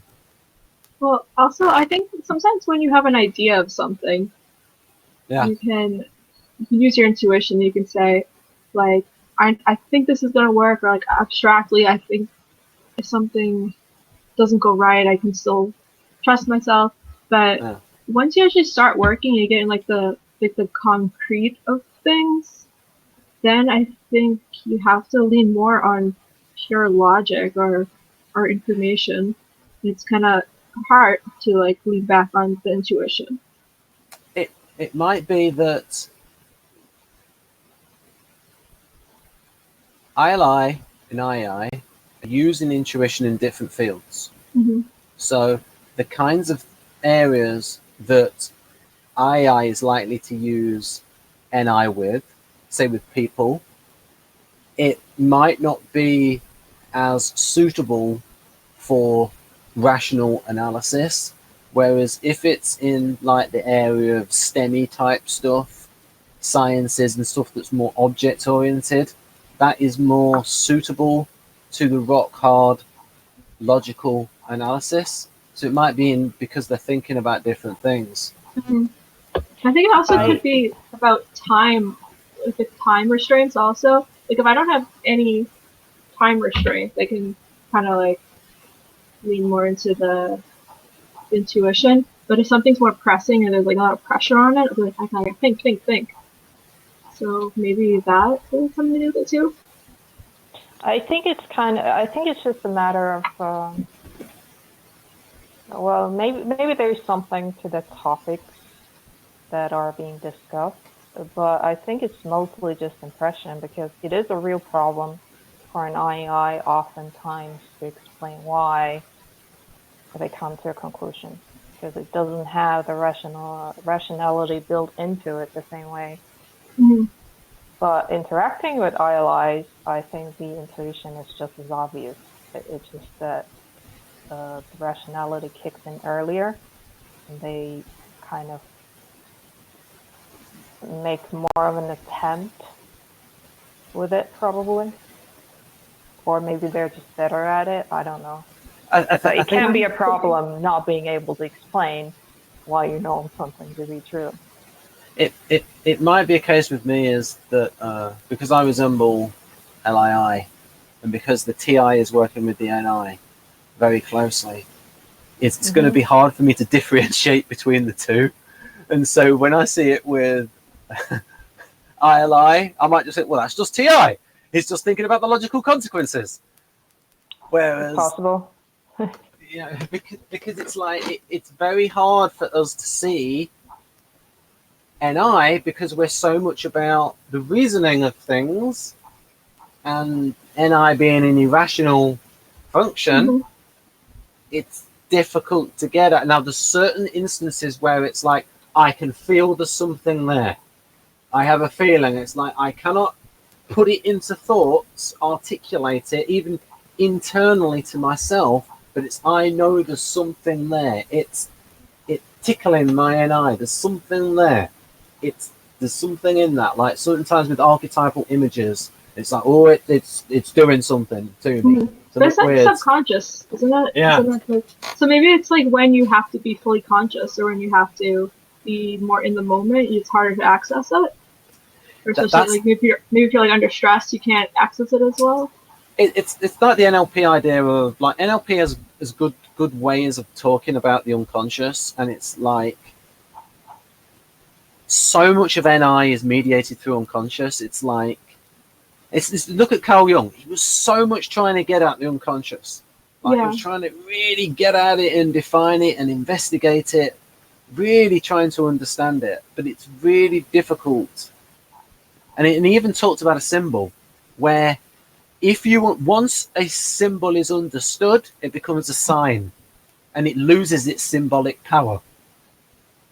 So it's almost as if once you've understood it, the NI evaporates. Because I'm reading this section at the moment, it's a very long section in definitions. Well, it's long for me, it's about 12 pages, where it's talking about the difference between a sign and a symbol. And he talked about those symbols which, once they become known, they become a sign, and it loses its symbolic power. I mean, I see the point, but I think it may be a little nitpicky. NI is just a process. It's just something, obviously you can take it further with all the other IMEs.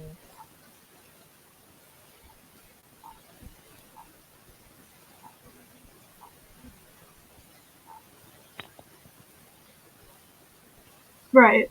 Okay. Right. Well, Walter, I've talked about it in other videos about Carl Jung. Watch the videos on Carl Jung talking about TI and NI. We'll do another one. We'll do a third one, and hopefully Ruth can join us for that. Will you be happy to join us for that, Ruth, when we do the Carl Jung TI Part 3? Sure. TI and TE. Right. Yeah, so sure. where did we get up to? I I think we left off at the, he usually has an extensive network of acquaintances and business contacts. I don't, but maybe some do. Sure. Knows who is a good expert in some particular field and how close that person is to success. Can pick up and work with old, long-forgotten inventions and discoveries. I feel like this has like more to do with like maybe Enneagram 3. Yeah, yeah. And the 3 is quite T-ish. Sometimes with Victor, I think, why is that in there? And it's usually I call it the functional tail wagging the dog thing. He's just trying to cover all his bases. Like, I'm sure there's all different kinds of people even within I.L.I. Like, some people are more towards the business and success part, and maybe some are more towards the intuitive stuff. There's a range, so. I would say a lot of times with Victor where his theories give a lot of leverage and lead to stuff that's true.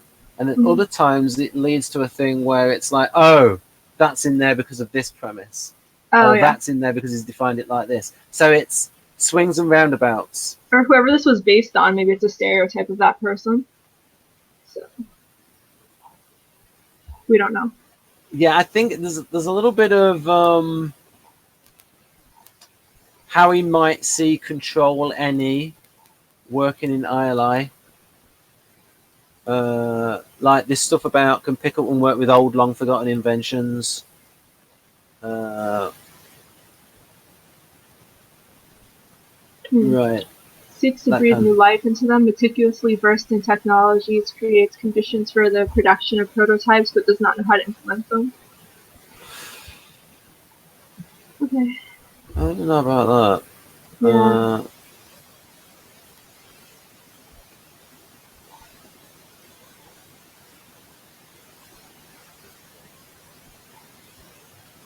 I don't know. I'll just move on. Okay. So, main characteristics: not inclined to seek leadership. However, if required, can adequately express himself in the role of frontal leader. Methods of establishing new contacts are far from emotional. Very for him is the usefulness of the partner. Usefulness, or I think maybe like they're knowledgeable. Yes, or something on that idea more than like. Well, you might think that this person's knowledge is useful to me. Yeah, I think more like that, more than like using them. So, business activity is based on the principle minimum effort, most use and benefit. His management style is based on the principle of I don't know how to say that word. Collegiality. Collegiality. Yeah. Principle of that. Identifying abilities of his employees and maximizing the use of their potential. I don't know what that word means. What? Collegiality? Yeah, collegiality. Well, I'll be honest. I don't either, and I will have a look. Yeah, let's find out. Right. Let's have a look. Let's see if I spelled it right. Collegial.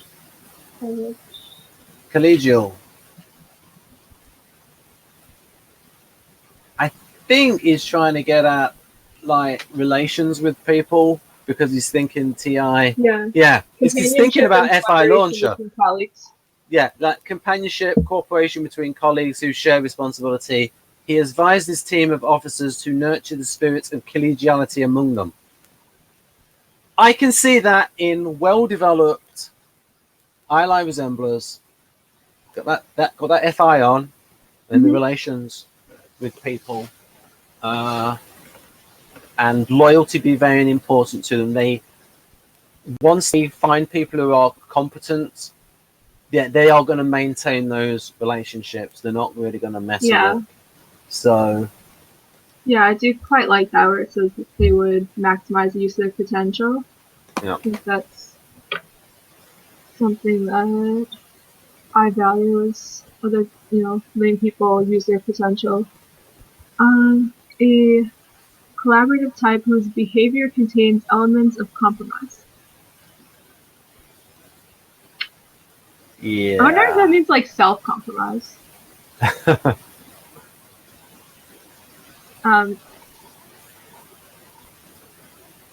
I'm not sure what that means. Elements of compromise. Maybe Yeah, like I they would let think- somebody else go ahead of them. I think he's put this in here because it's launched at FI plus, and so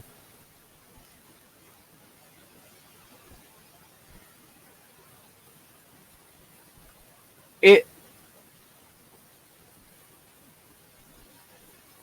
because it's about ethics of relations. Mm-hmm.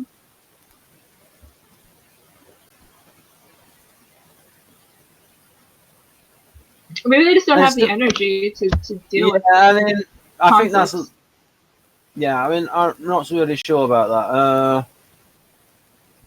If there's a beneficiary shift where I.L.I is acting like EII, so like INFP, then it's possible. And if it's with people they respect, they're going to care about those. Okay, so if they're working with people they respect, then the FI, then I can see that if it's working with people that they respect. If it's any old person and they don't respect them, no way. Least likely of all the types to collaborate with them. But with people they respect, yes, I can see it because they value the FI stuff and keeping up the relations.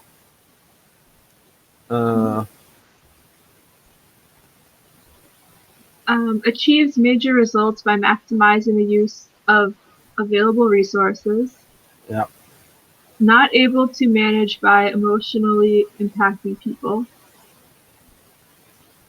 Yeah. You said that. You said that with a sad delivery, Ruth. I know. Yeah. It made me sad. Management is often consistent with accepted ethical and professional standards. Motives are usually law-abiding. The goal is to profit within the official legislature. Strategy, management-oriented at human nature. Yeah. I mean, I guess I would agree with most of this.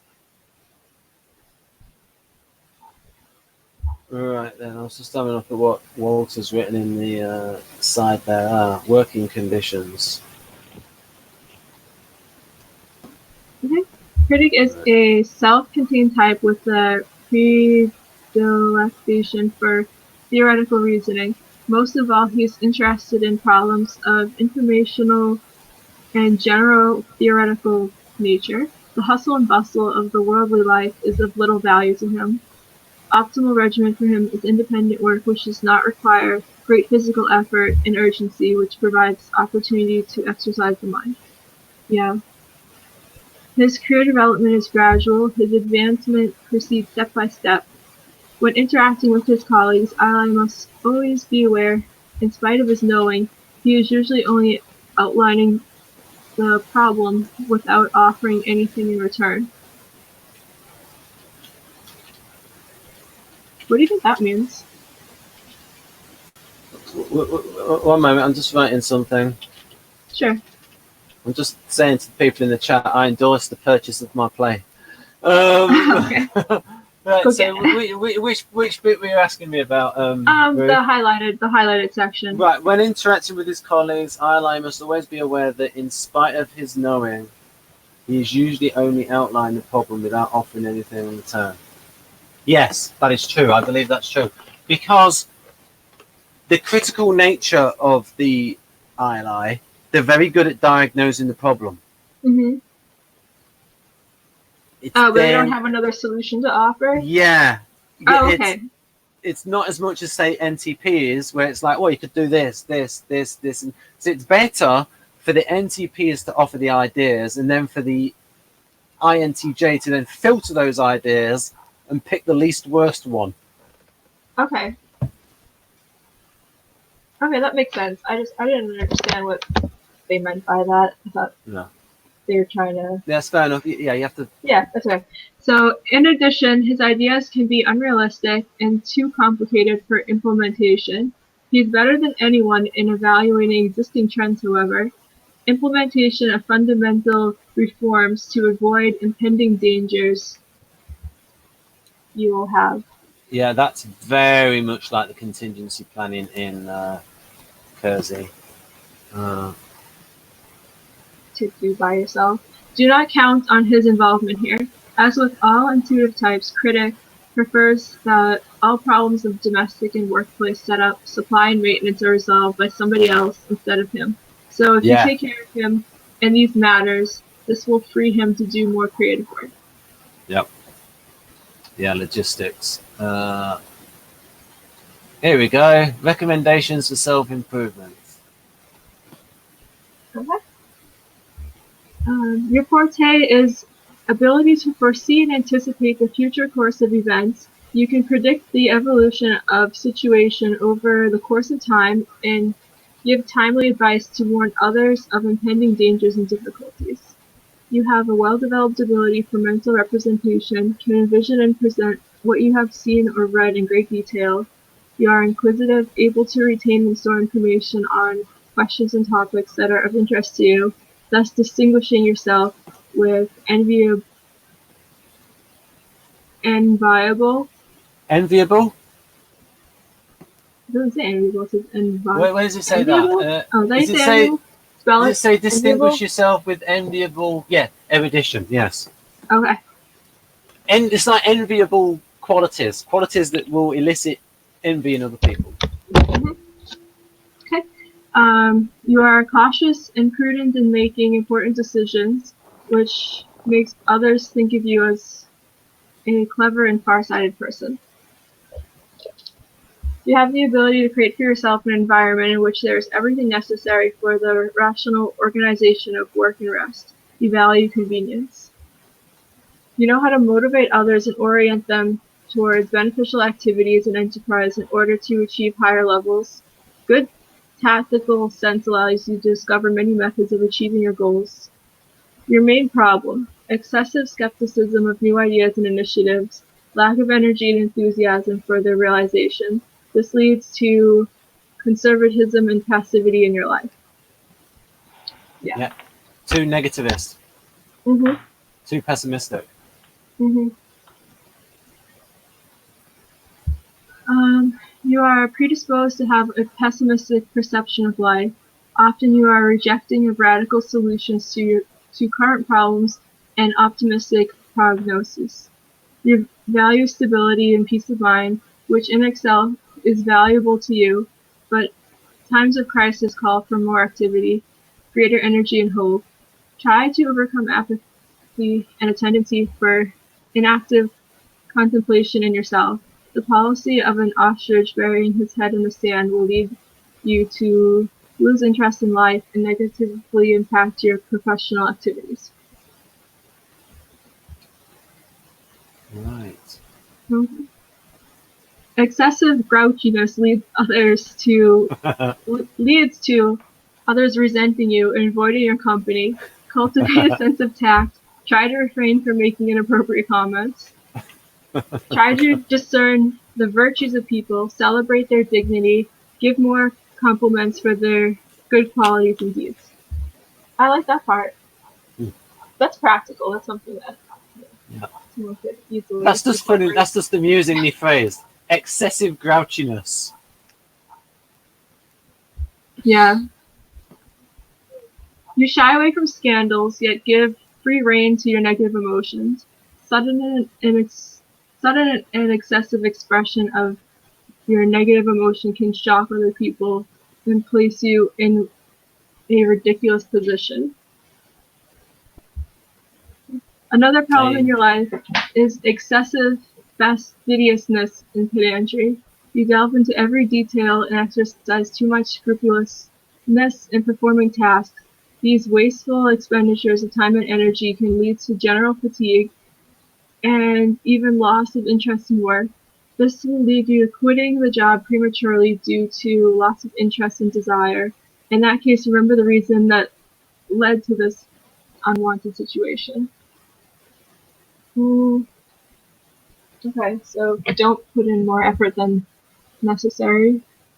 I find this quite mildly amusing. You can make excessive demands on the quality and freshness of food. I demand it be fresh. For you, it is characteristic to have ingrained, well-established tastes and habits in your daily life. Pay more attention to advice that would broaden your scope of tastes, habits, and views. Avoid following fixed stereotypes. Okay. Because of excessive suspiciousness during times of illness, you can abuse drugs, refuse to visit the doctors, or listen to their advice. You can underestimate the importance of an active lifestyle and engaging in sport, especially the outdoor kind. Aim for a healthy life and keep balance between enjoyable physical and mental activities. Right. So I'm just going to show some comparisons with Kersey. So some quick ones for the audience. Oh, they're basically the same. Yeah, I mean, I'm here to prove it to people. So we've got here contingency planning, entailment management, foreseeable operational errors and shortage of personnel. And then he just gives a practical example here of contingency planning. That's just about NTs. This is about the directive role versus the informative role of the NTPs. Again, coordinating. Then we get stuff here on not eager to take command. Again, here we go. Stuff about utility. Thoroughgoing pragmatic. Because is it okay, Ruth, if we go through this profile in detail in a future video? Yeah, future video. Right, okay. When planning mastermind utility, here we go. They will adopt ideas only if they're useful, which is to say that they work efficiently towards accomplishing well-defined goals. If you're a socionics person and you're reading this and you say that's LII, I'm taking away your typology card. Right. I don't think their goals are always that well defined, though. Sometimes they're kind of just vague goals, but still. Strong will. Ideas seem to carry a force of their own, for they're subject to ideas test of usefulness.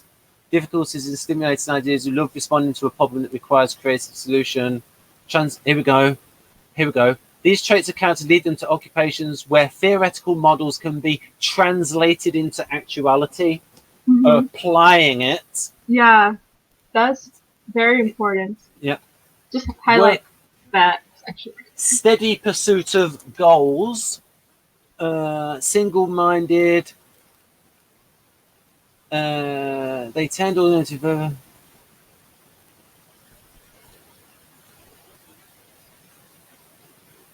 pursue goals sparing everything.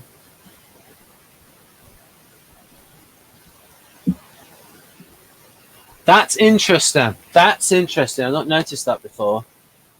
Where they might actually say positive things, but in order to move things forward.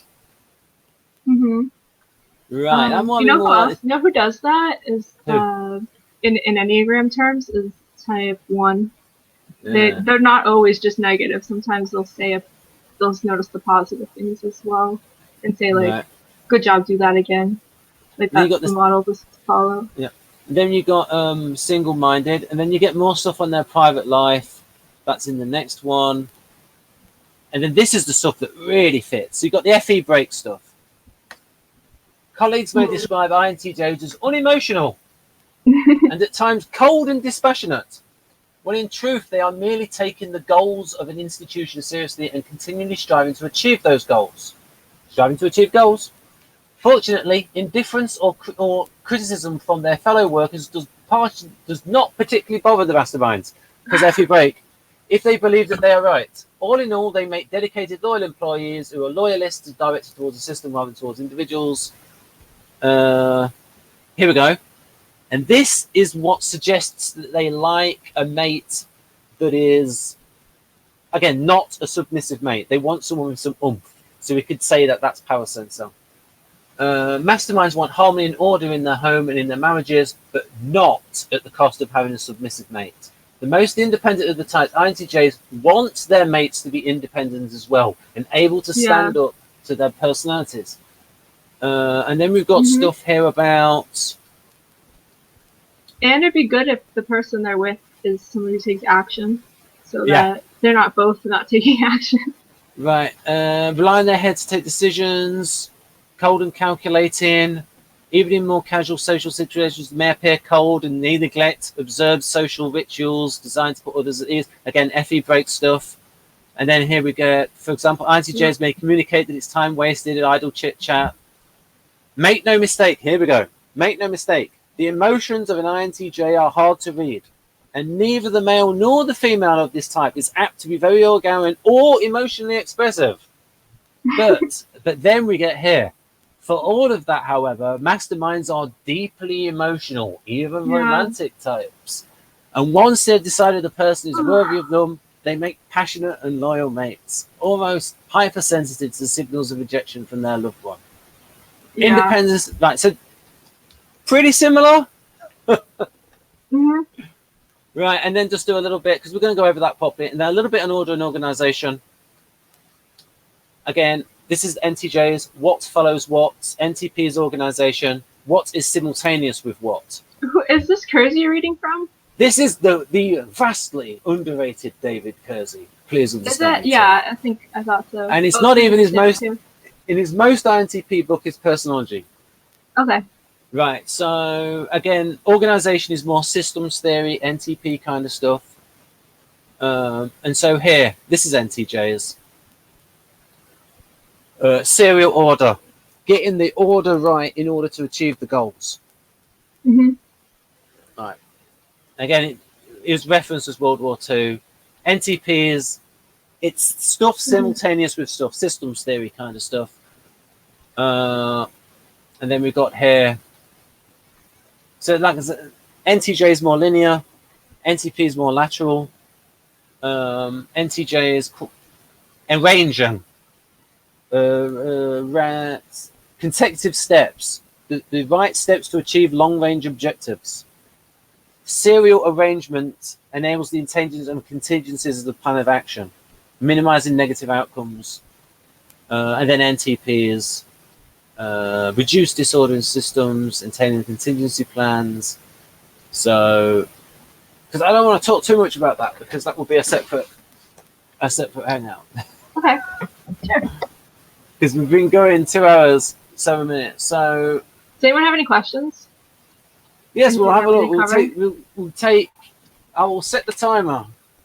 Questions or just comments? 5 minutes of questions from those, and also, I have access to the super chat feature. So if anyone wishes to give me some money, then I'll extra answer your question. And you might be thinking, "Oh, Ben, there's only 3 of us in this chat anyway." Right. I've never had a super chat yet. It's only just became available to me in the last few days. We have 5 viewers. So whilst we're waiting for a question, Ben, what do you think about typing people on air? Like people who are not sure. Well, I will type people if I like the person and prepare to go through the process. So, for instance, with Binyamin Sadiq, he's going to get the full works. The full works. So in terms of, we did Enneagram with him, but we've not done tri-type, I don't think. We did wings. You could join in when we've been him in, because he's a very interesting person in terms of his type, because he follows this OP thing, which is a little bit weird. He sees himself as... No, he's young, he specified. So yes, but the way he defines... he doesn't follow it as such. He just kind of deals with it. Yes, but the thing is, though, the way he defines NI, but the way Carl Jung defines TI is TI with NI. And so it's really defining how INTP works when he's defining it. Anyway, we will get on. Anyway, it's a whole saga with him, because we're going to do all these different angles, and then at the end, he can say, the bait is that he can say, "Oh, Ben, you were wrong. I'm ISTP overall." Or it might be, "Ben, you were right. INTP. I was wrong."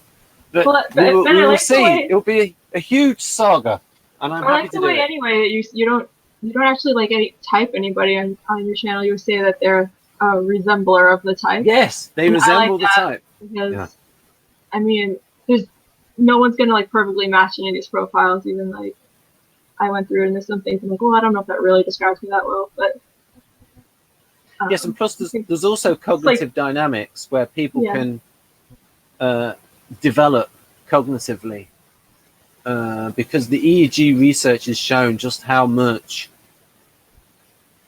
the career has an influence on people, just their life. And Dario has continuously gone on about, was it career, education, and upbringing.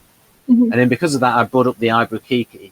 So, for example, if you had somebody who had natural INTP preferences, naturally resembled I.L.I, naturally resembled L.I, TINX, and they were trained as a counselor, well, after about 10 years, they're going to be pretty good at functions that would normally be associated with feeling or NF, just through their own personal Experience development. and everything. Yeah.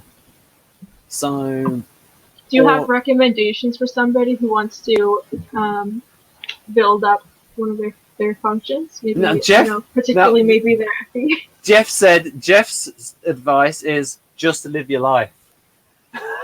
My advice is to read 8 Keys to Self-Leadership and then get into NLP and all that stuff and other self-help stuff and CBT and all these other things, and actually read the books and put the work in that I've not yet done, and all these different things that are easier said than done.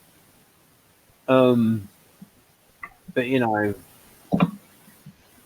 it's difficult. It's and someone's social field matters. Like it says, find people with a similar interest. Well, it helps if you live in a big city where there's those niche needs. I think you should find somebody who has a totally different interest, so that you can learn from them. You should find somebody who has like a totally different interest, right? So you can learn from them, right? Don't hang out. Well, with I mean, that might be more like your SE coming through. Let's do something completely. Whereas, like, INTPs have a problem with. They're going to be interested. It's like.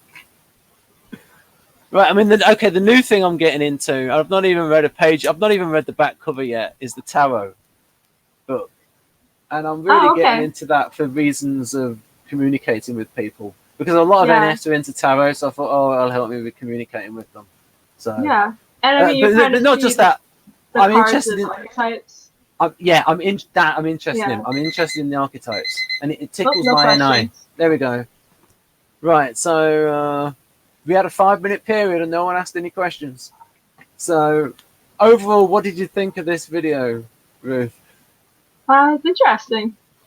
Definitely feel like this profile fits me. I think that would be. I'd be a resembler of that type. Yeah. And then the Kersey one afterwards, although you only saw little bits of it, it seemed consistent with this. Yeah.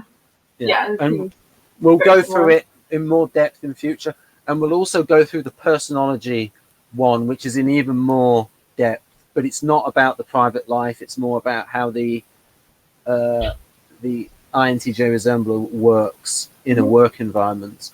Right then, folks. So I'm going to stop broadcast now and have a little chat. All right. Bye. Bye.